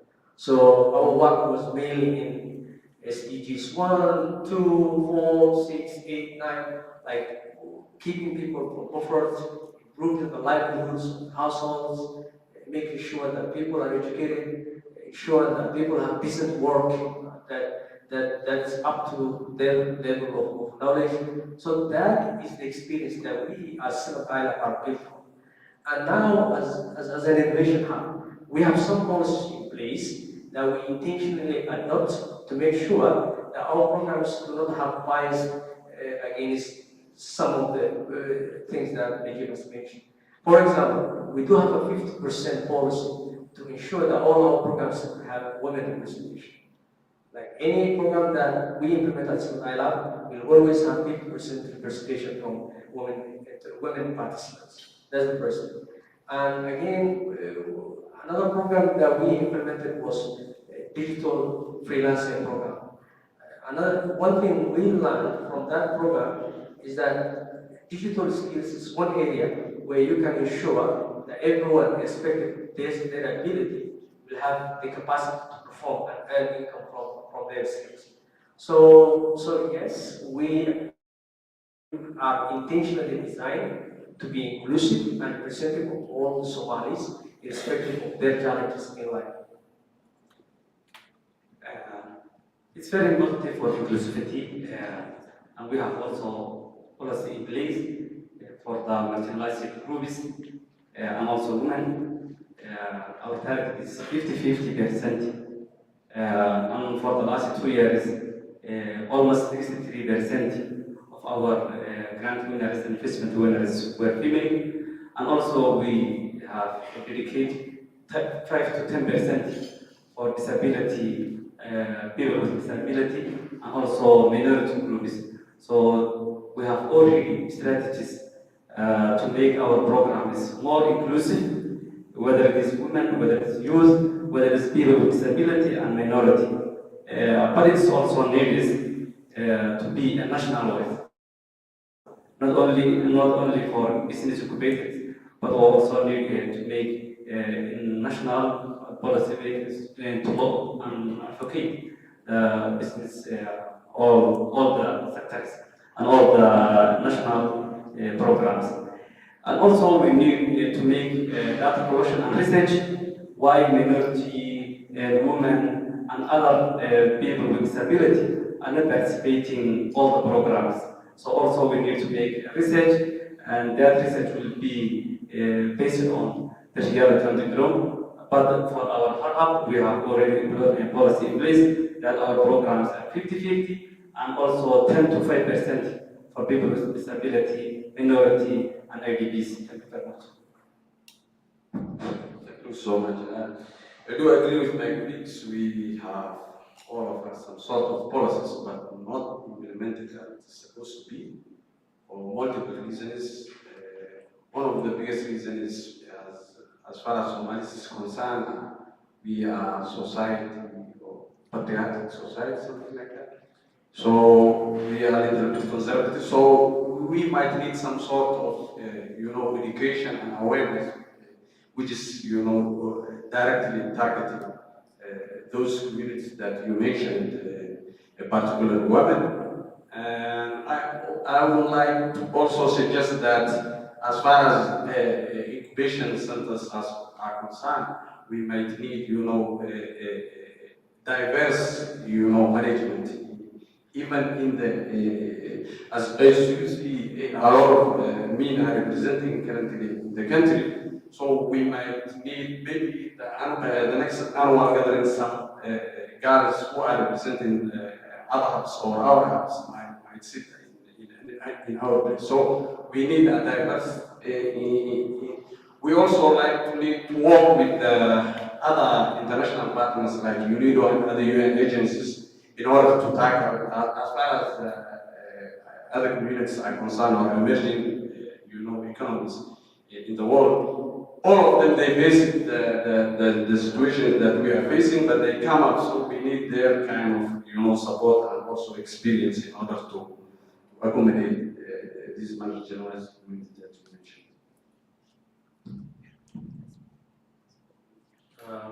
Thank you. Just, I think also Robert, the mic is given in, so we think it's time to conclude. But I just have like 2 questions. Isli was mentioned, but there's also another important group in the Somali community, and that's the diaspora. My question is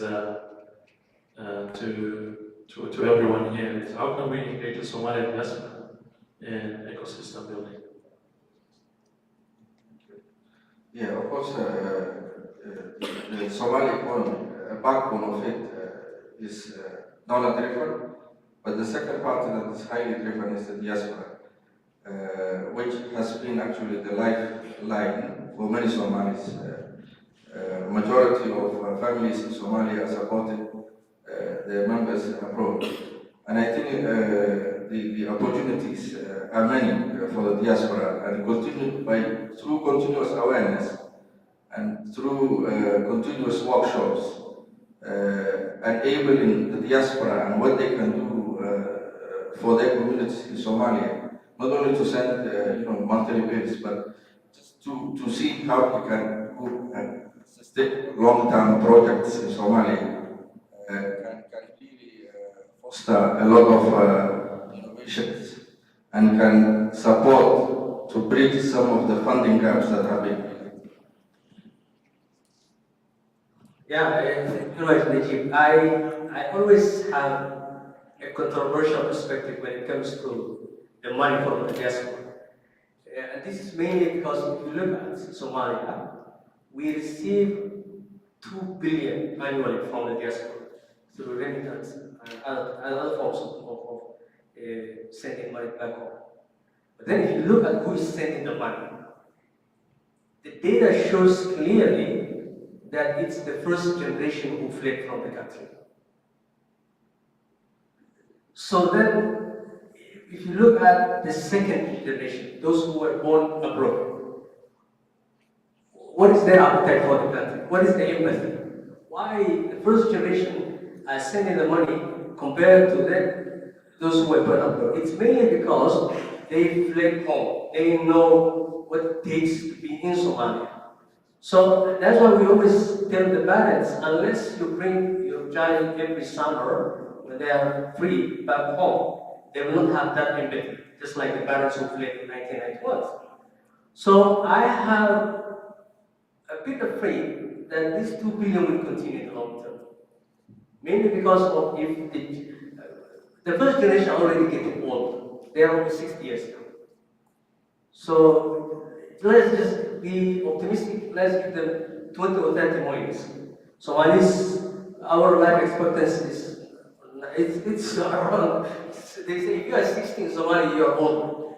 So that shows you our life expectancy is not good. So let's not discuss the money that's coming in the country. We also need to discuss how do we ensure that this is sustainable, this money, how is it sustainable? How do we make sure that the generations to come who are born abroad will have the same empathy like their parents who are sending money back home? And that's why we say we need to come up with a sustainable projects rather than just consuming the money. Like mainly, what do we do with the 2 billion? We use it as households. We used to pay for school fees. We used to survive. It's consumed annually. You will not see money remaining for other investments. So that's what we're saying. I was discussing a colleague this today about building a venture capital in Somalia. And if we can bring the Somali diaspora on board with this, that will be one of the sustainable ways to keep the diaspora money effective for the economy. Unless we do that, this 2 billion looks good now, but it doesn't look it will continue forever. Okay, thank you very much. I think diaspora is one of the pillars of Somaliland and Somalia economic. If we have initiatives, we can make that 2 million mentioned by Mohammed may be used as a businesses. But first, we need to make a policy that can allow us to make an angel investor network where that diaspora and local entrepreneurs can be connected. Harhab has the microfunding platform where we have planned to make a bridge between local entrepreneurs and diaspora.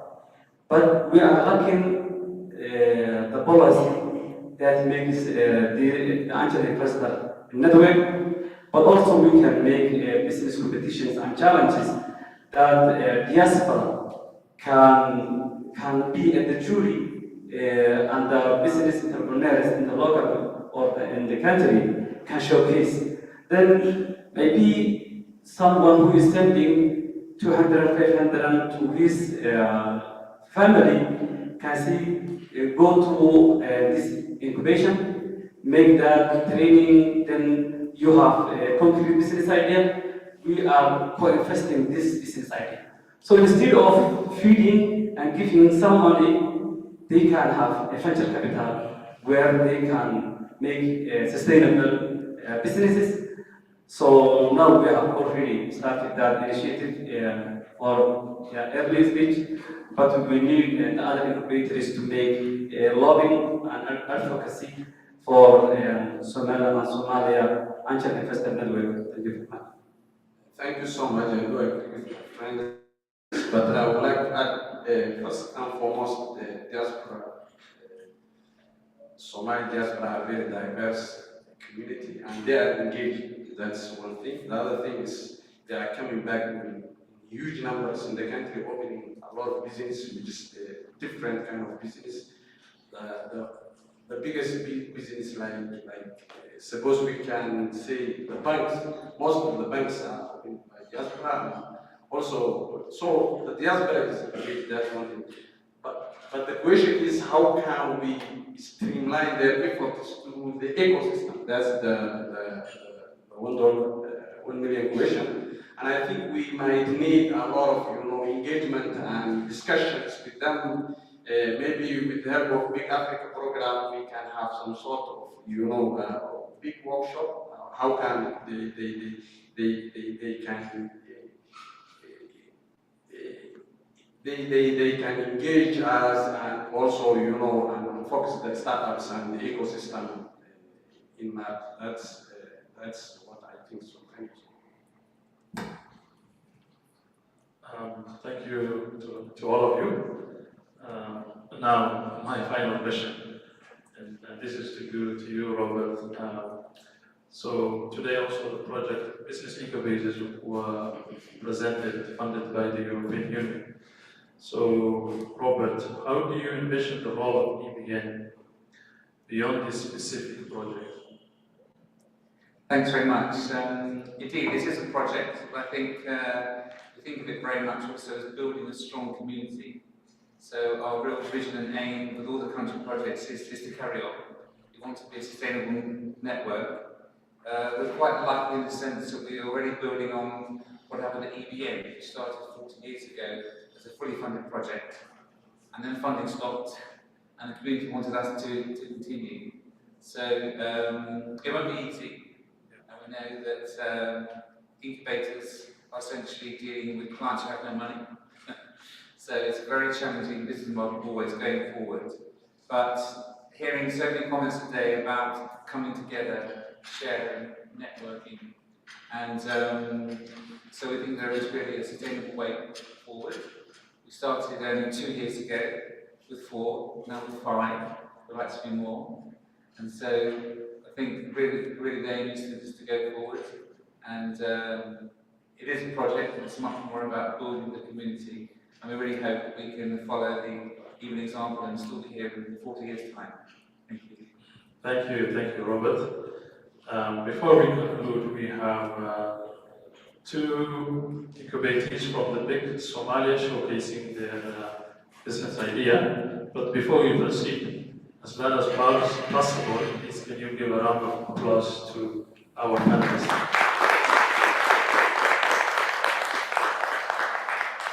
So now, without further ado, I would like to welcome Redin Awes Yusuf from Dagan Design Visualization. Can you come forward, please, just in 2 minutes to present or showcase your business idea?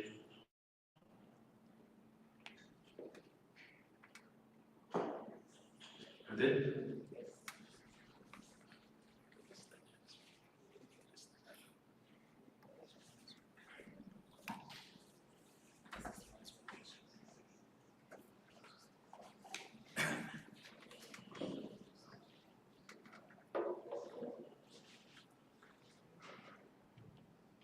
Hello everyone, my name is Mahideen. I'm from Somalia. I'm part of Samad Island. I'm part of Samad Island students who graduated. I'm a bit nervous because I'm not used to speak in a lot of people. So this is my business idea. Today I'm presenting my business idea. It's called Dagan Design Foundation. So I'll continue. So what do you do if you need to see your house? What do you do if you need to see your school, your restaurant, your shop? What do you do if you need to see the future? You go to fortune teller, right? But as an architect, we do visualize the space, how it's going to look like before it's built. So that's what we do. So we are Somali-born architects who are dedicated to creating unique designs and also reflect to their culture. The problem that exists right now is that a gap in architecture frame in native architects, because Somalia are growing, and the people who are designing the building, the streets, they're not focusing on what countries look like, because they design beautiful streets, but our country is rainy, so they don't do like where the water goes. So when it rains, it really floods. But without rain, it's beautiful. But if native people design, they will make a good design. So the other things that the country is missing, the artificial language, because every country has a language, right? So their buildings. So when you see this one, this is also Mali buildings. They all look the same, and so like their culture. But, and this is also Somalia in 1970s, their architecture is look beautiful and they look amazing. But right now, Somalia is growing, and this is our buildings, it's very much beautiful, but what missing is the architecture language. Because right now in here, Mozambique Hotel, they have their own culture. If you see around, they have their own culture, their own style. You see their signs, their symbols. But in here, it's really beautiful. But what's missing is that foreign people, they take over the architecture language. So that's why it's important. And the other part is that we are the first project in Somalia who study architecture. My name is Fidi, and I just graduated this year. So I just defended my book June 20th. So the solution that we have is making pure design focus through our team, through our clients. This is me designing with a client. We discuss how this will look like. We give them ideas. Because an architect can help you. Let's say you design in school, an architect can analyze the site, how many people are there, and then you can say you cannot design school in here because so many people are going to different schools, so the business will fail. Because we do site analysis, we do many things. And also we do making modern unique designs.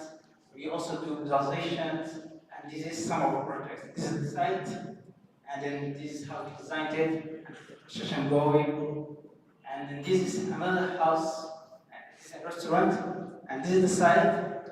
And then we designed like this first, and the client asked some change, and then we did some sketches, and then another sketch, and then this is a night time, and this is the visualization that we made, and then this is the actual life is going in construction. So this is how we do visualize the space, how it will look like before it's built.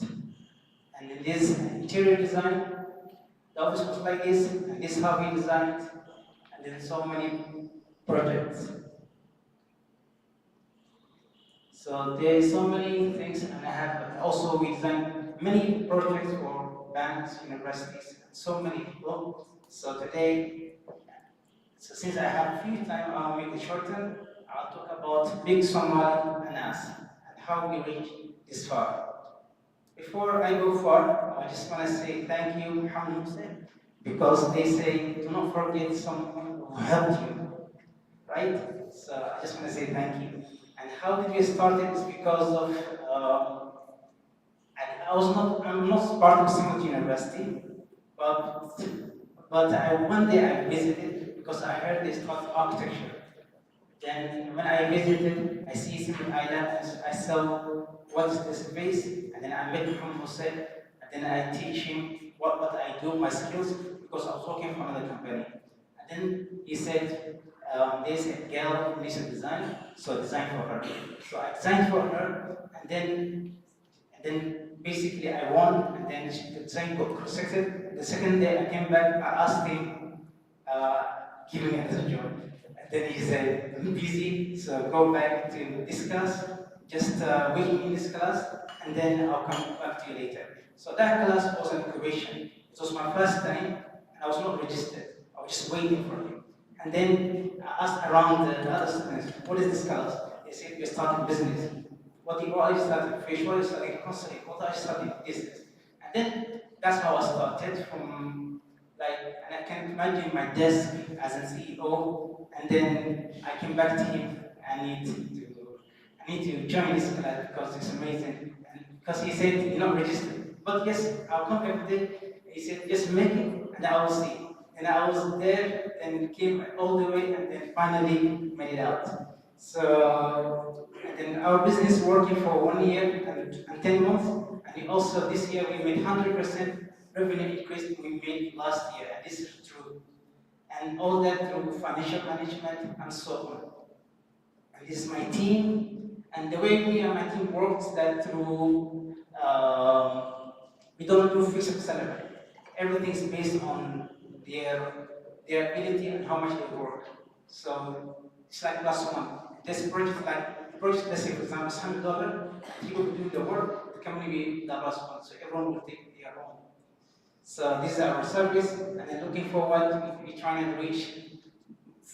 We try to reach very far because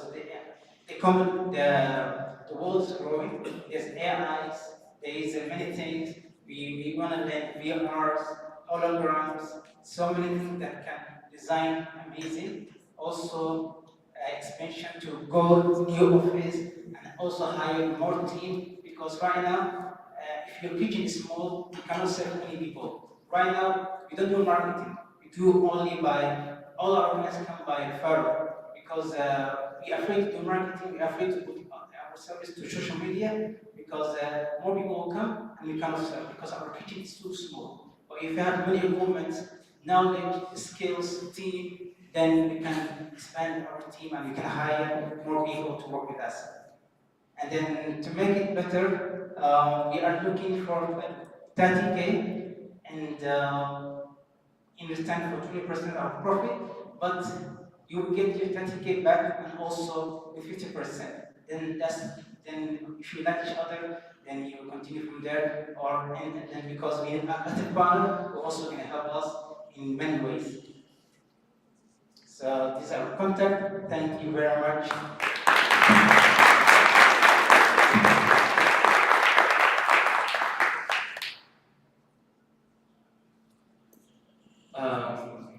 Thank you, Rudy. Thank you. That was wonderful, really. It seems like you were presenting to the light then. I don't know if everyone knows that program. It's where you present your idea for 20 or 50%. So that was a good one. Then Yusuf Abdurrahman Hassan from Somali Dry Fruit Snacks. Please come forward and then hopefully keep it short as possible, I think. I see EBN team now, big African looking at me already, so we need to conclude. Greetings, everyone.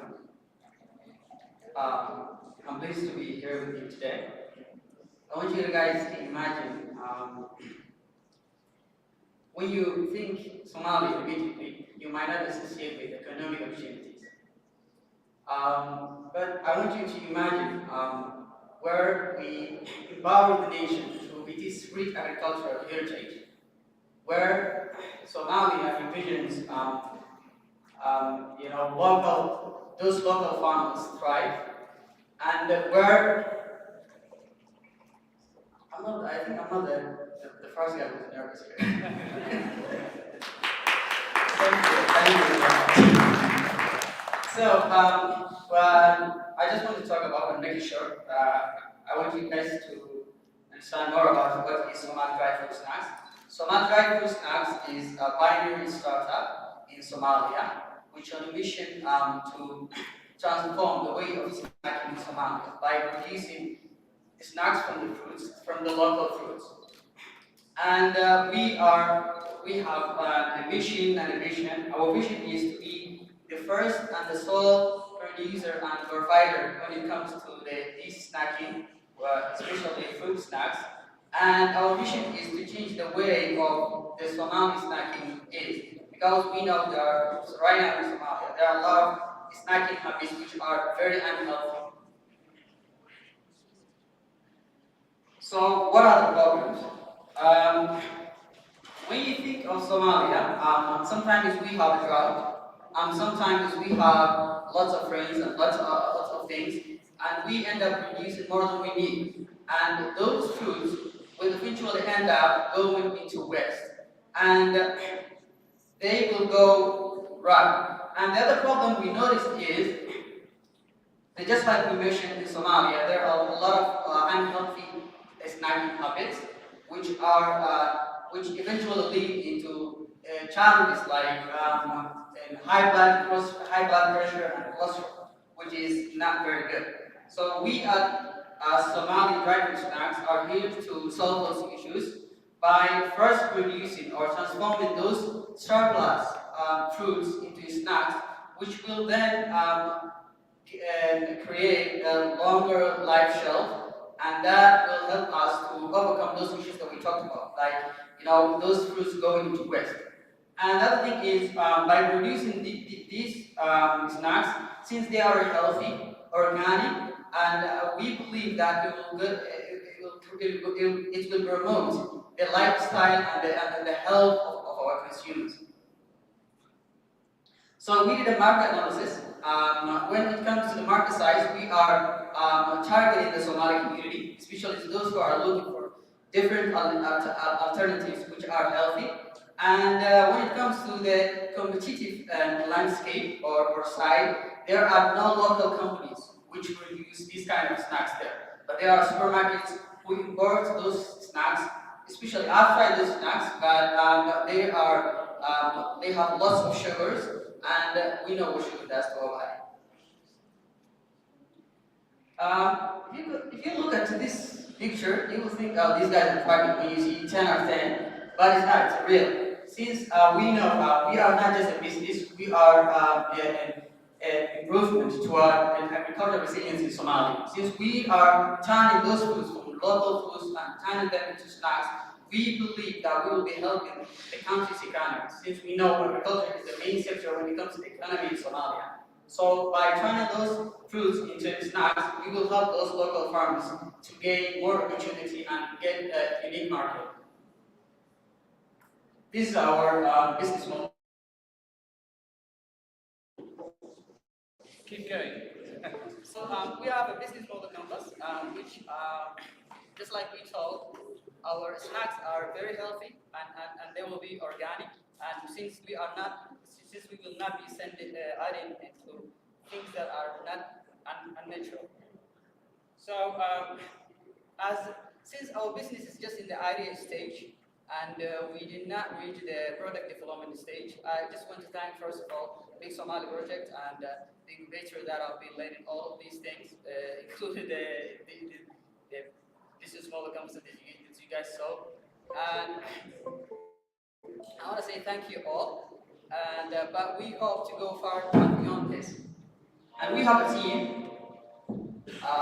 There's a picture of me that is black and white. It's not because I'm the CEO of the company, it's because the only picture of a good looking that I can find about. So we have colleagues that study agriculture, and we have also our teacher who specializes in food technology, and he requested us not to mention his name and his image. So that's all. Thank you very much.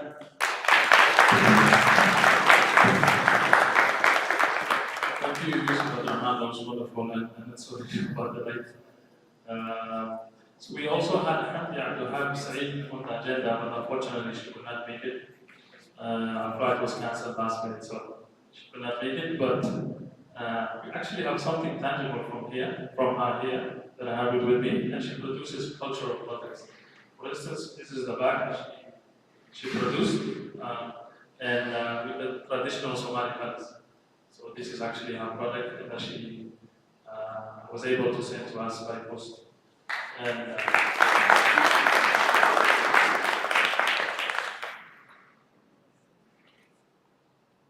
I'd also like to announce that this is a gift for Robert.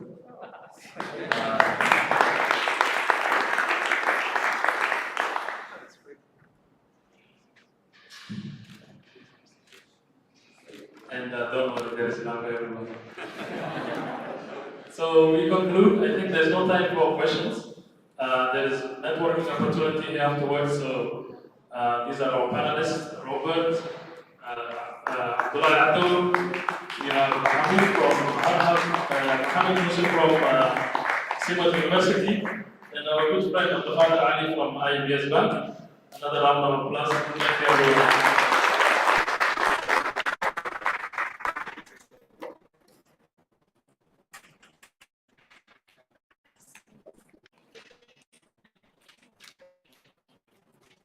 So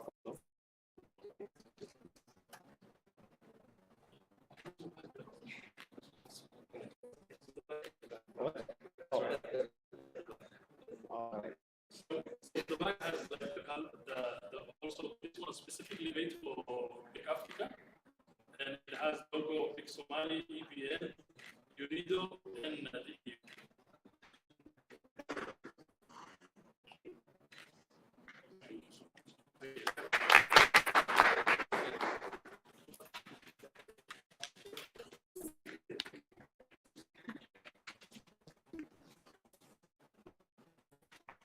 So thank you very much, and I would like to thank the panelists who had award the acceleration program for women entrepreneurs. Please.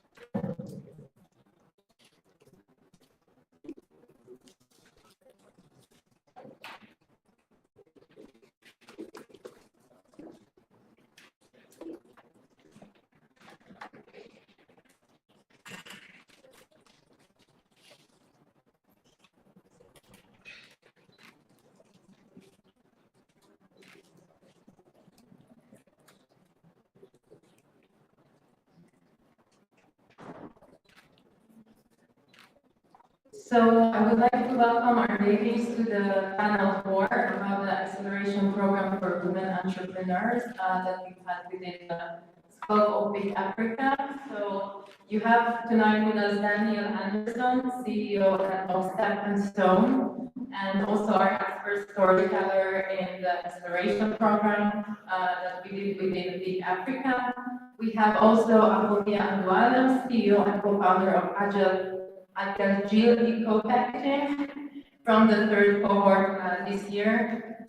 We have Nazar Mohammed, founder of Comoros Rohingya, from the third cohort this year as well. And finally, Joyce Vechake, co-founder of Troops Purified Drinking Water from this year's cohort. So welcome, ladies. So I will be asking you questions. So firstly, Danielle, I would like to address you. So would you please introduce yourself and also tell us about your story? So what it is that made you motivated to help women entrepreneurs in Africa, specifically in Kenya? Please. Good evening, everyone. Well, it's a long story, so I'll try to keep it very, very brief. My decision to move to Kenya was kind of agnostic to my decision to support women entrepreneurs. I am a business coach and strategy consultant. I started my business actually in the UK back in 2013 and had an opportunity to relocate to Nairobi in 2016. At the time, my business model actually wasn't focused specifically on women in business, but more generally for any gender. But what ended up happening was in 2018, I started a second business, which was called the AfriLove Connection Club, which was specifically a networking club for women, for female founders in Kenya. And because of that opportunity, my network of women entrepreneurs grew exponentially. And it made sense to then shift my business model to focusing specifically on women rather than on everybody. So that's the short version.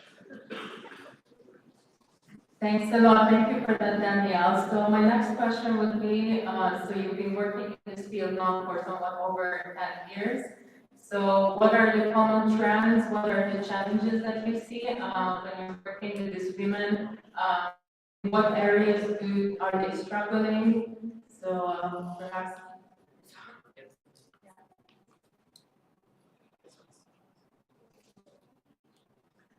You can hear me? Yeah, okay, great. Apart from the common things that we've spoken about all afternoon, access to finance exists everywhere. It's not just a specific situation. So I would say that where I see women struggling more so than perhaps men, one area is in the area of confidence. All of the women that I work with have some sense of what is known as imposter syndrome. They feel as though they're not meant to have the accolades that they have, that they're not meant to grow in the way that they have, that they don't have the the right to be in a big group of people like this and to be maybe even on this panel, that there's a big amount of confidence that exists and kind of exacerbates itself just because of being in a patriarchal society. I think that's one. The second is definitely the area of managing both home life and work life. And more so than our European counterparts, I think culturally there's expectations for the women to be looking after the children and also after their elderly parents, or maybe not even elderly, but just, you know, older generations. And trying to balance all of those things simultaneously is very difficult. And you know, we even noticed it in our acceleration program all 3 years that it's been running, you know, having babies that are joining us on the call because their mothers are juggling with breastfeeding and running the business. So I think that's definitely an area that men don't face as much as us women do, the need to be able to balance those things. I won't say access to finance because that's one, like I said, it's everywhere, but more access to opportunities. So perhaps they haven't had the same education opportunities growing up as their male counterparts, but also access to professional opportunities. Even things like this event, which is happening in the middle of the day, is great, but the networking that takes place is going to happen at the end of the day. And I, for one, am rushing home to put my baby to sleep. So just being able to have access to professional opportunities is much more difficult because they tend to happen at night or even indeed on the weekends. And then the final thing that I would definitely say is an area that I see affecting pretty much every woman that I've worked with is this concept of burnout. And burning out is something that is, I don't want to say it's inevitable in entrepreneurship, but it's definitely something that is very prevalent because we're trying to do everything, managing all of these different priorities that I mentioned before, and doing so for the sake of our own mental and physical and emotional well-being. Those are just a few. Thanks a lot, that's very, very insightful. So my question would be, without giving away your secret sauce, what are some of the tools that you give to the women to feel like they're in control and to succeed in their business?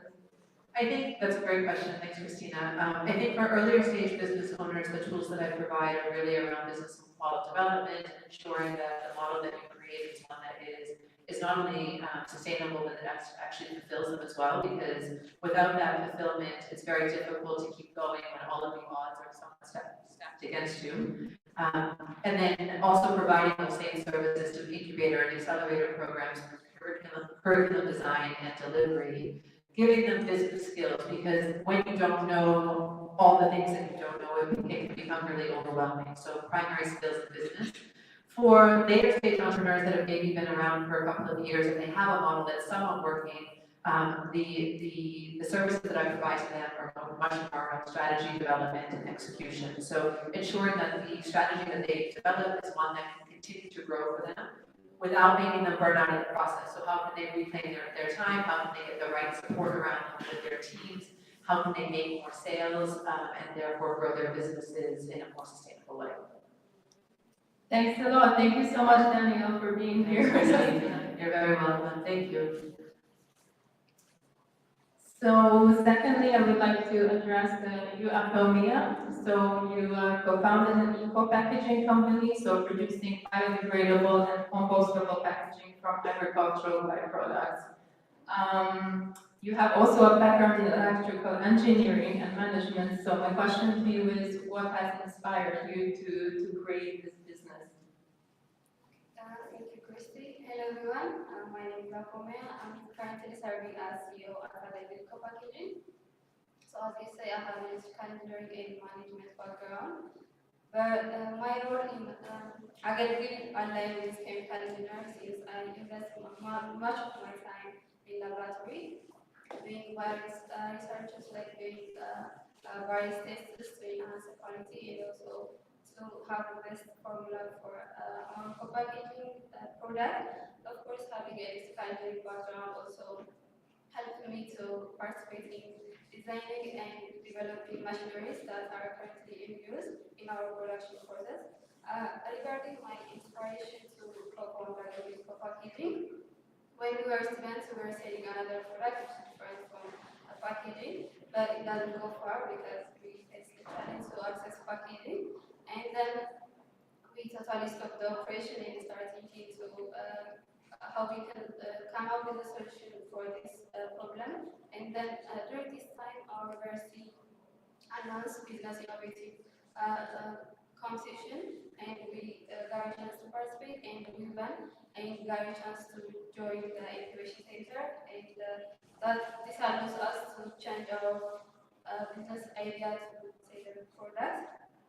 So currently Agility is operating in small scale, and we are trying to connect the opportunities to scale up our production capacity to 3 tons per day.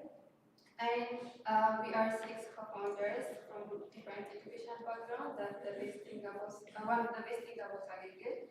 And through this journey, we went different international and national competitions. That helps us to operate in this scale. And we are also able to sign agreements with different potential customers and international partners.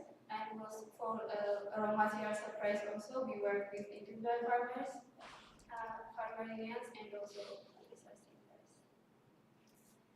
Thank you so much, Afomia. So maybe you can just summarize to us what you think is really unique about your packaging solutions, what makes it different from your competitors? Yeah, it's free market, so the competitors will be there, and somehow competition is healthy.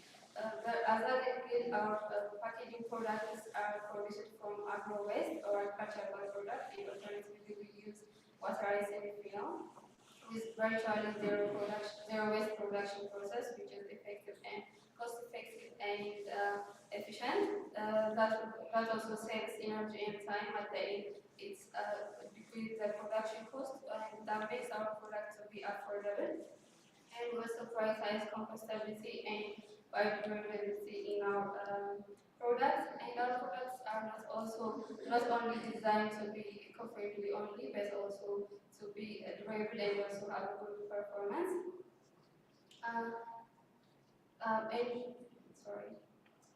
So we also work closely with our clients for customization and also for further innovation.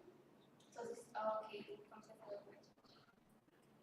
Thank you so much. Well, I think we see overall that sustainable packaging is a really big issue, and many companies are still utilizing unsustainable methods. So, for example, packaging that is too large, or utilizing materials that are not recyclable. So, is there any specific way of how you encourage businesses and your target customers to turn towards using environmentally friendly packaging?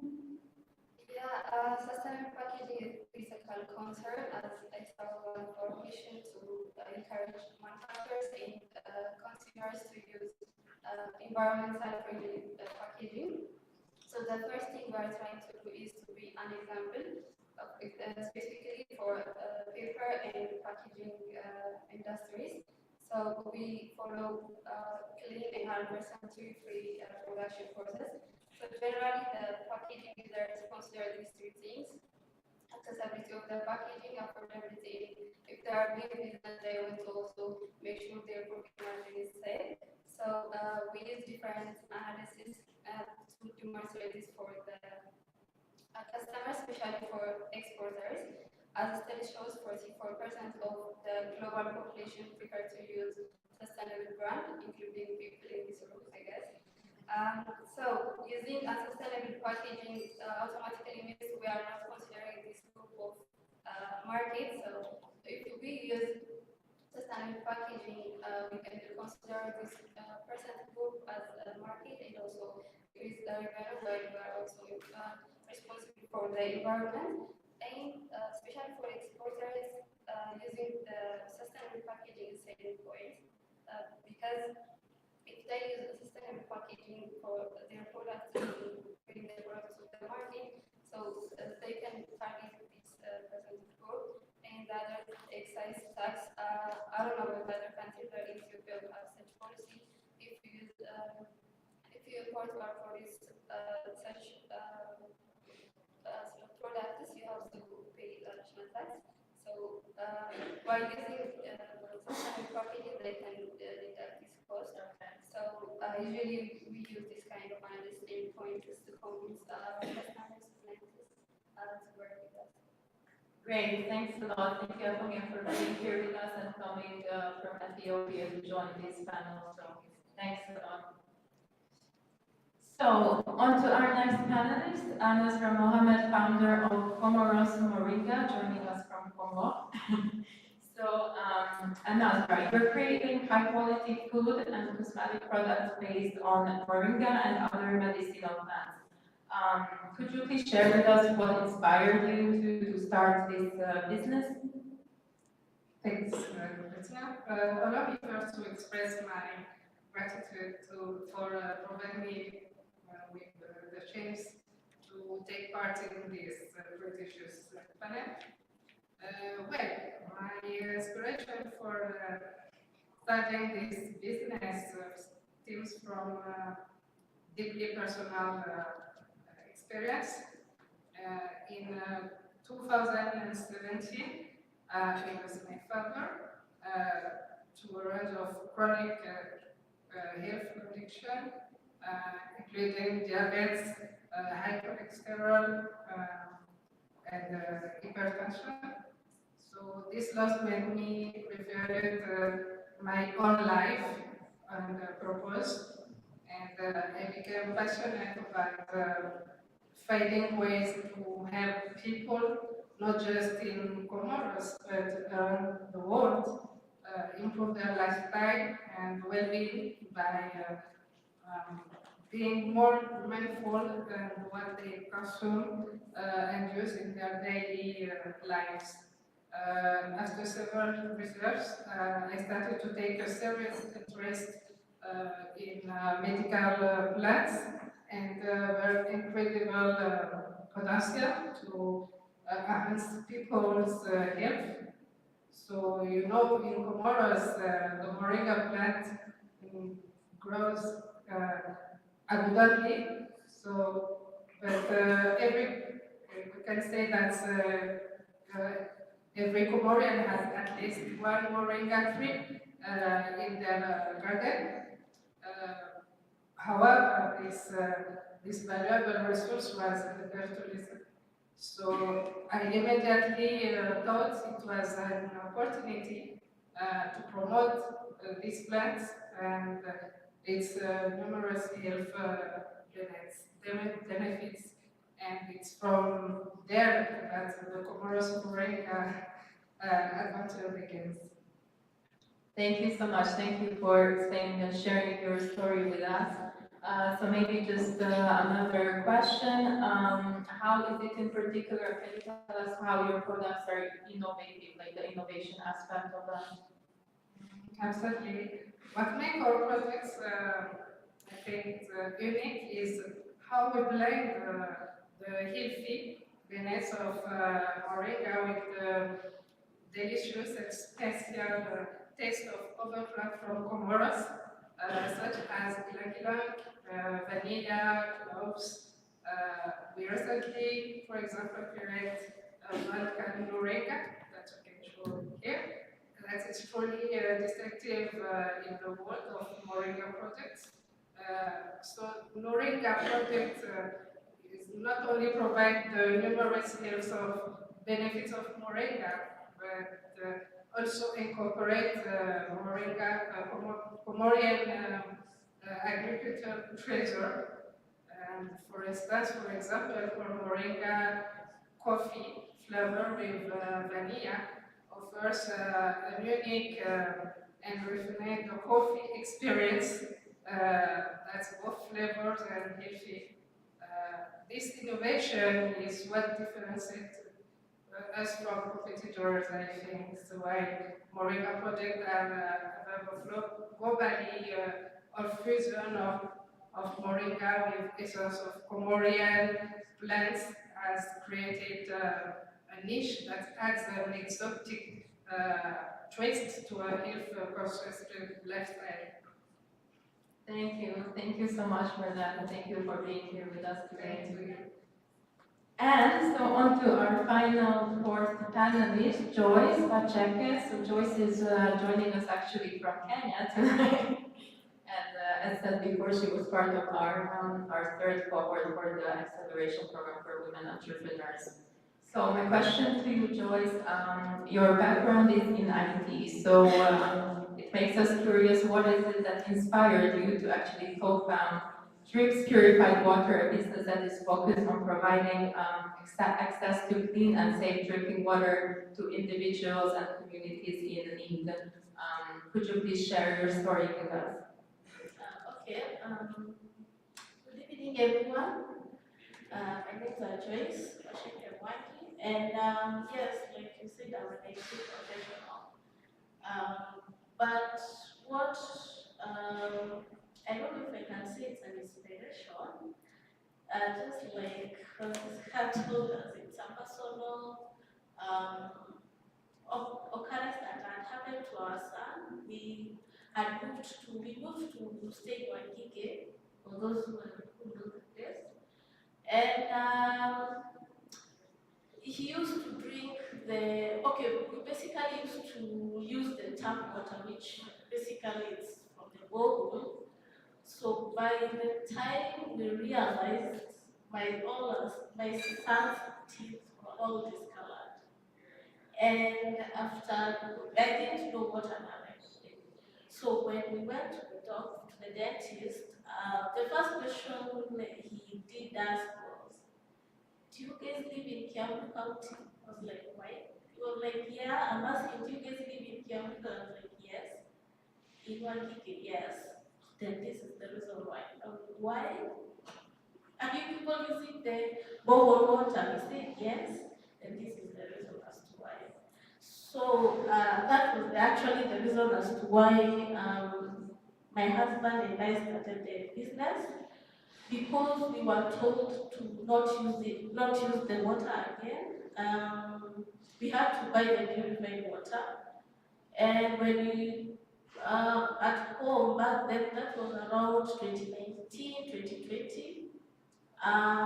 Buying water from the supermarket, it's expensive. And mind you, that is the same water we are told to drink and use for cooking. So I was like, this is very expensive. Are there any refilling stations around? No. So that's the idea that came up, because the place that we used to stay, there were so many. But in Waikiki, apparently there weren't any water refill stations for purified water.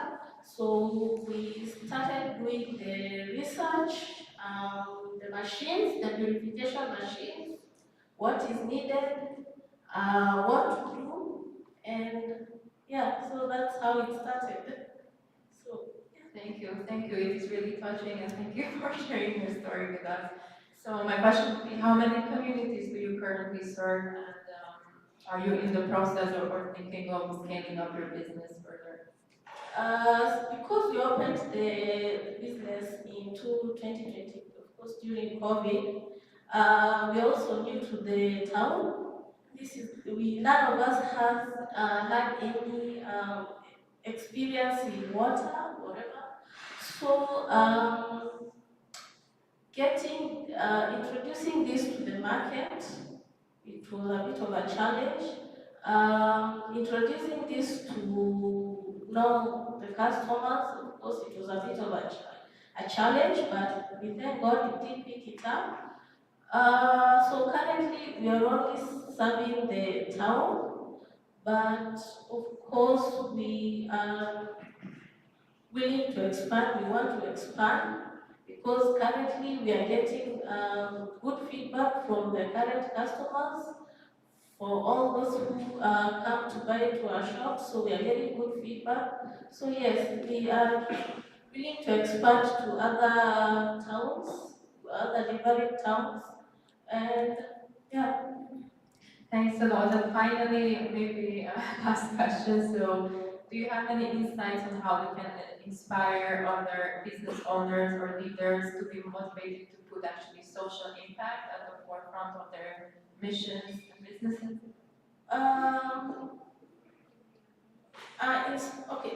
The social impact is very important to the leaders, to the business owners. We can, one way of doing it, we can do through leadership. This is by being as an example to other business owners, to other business leaders. That's the one of the ways you can be able now to start prioritizing on the social impact on what we are, on the basic businesses that we are doing. Another thing, networking. The way we are here, all of us, networking, social gathering, events where we share ideas, we share challenges, we share business solutions and all that. Also, we, as business leaders, as business ownerships, as leaders, we can also be able to document some of the measurable profits that another business can get, probably to show others. Because of the documentation, we can now be able to show others that, hey, these are some of the benefits that come by, these are some of the opportunities that come around. Thank you so much. Thank you for being here with us, to all of you, and representing women in this panel. So now we will move on to the closing session, I believe. So I will just ask for a big round of applause for the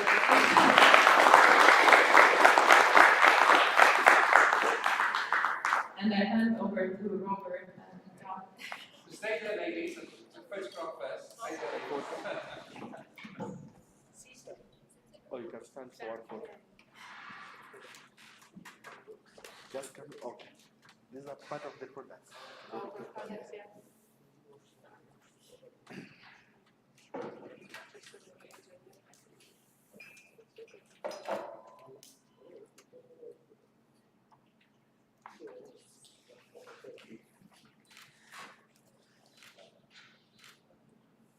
Now one. Yes. Yes.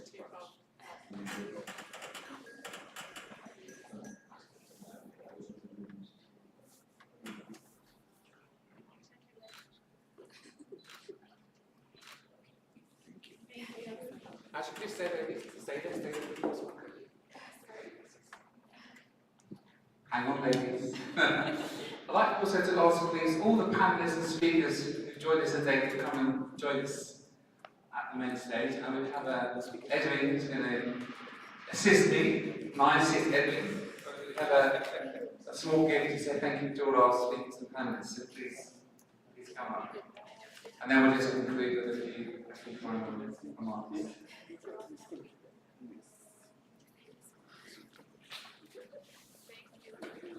So please, with us, you on panel, come claim your gift.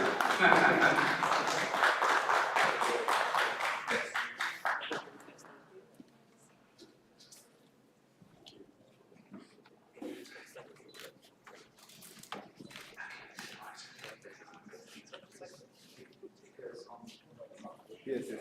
Others can stand low. I want like a fun joke.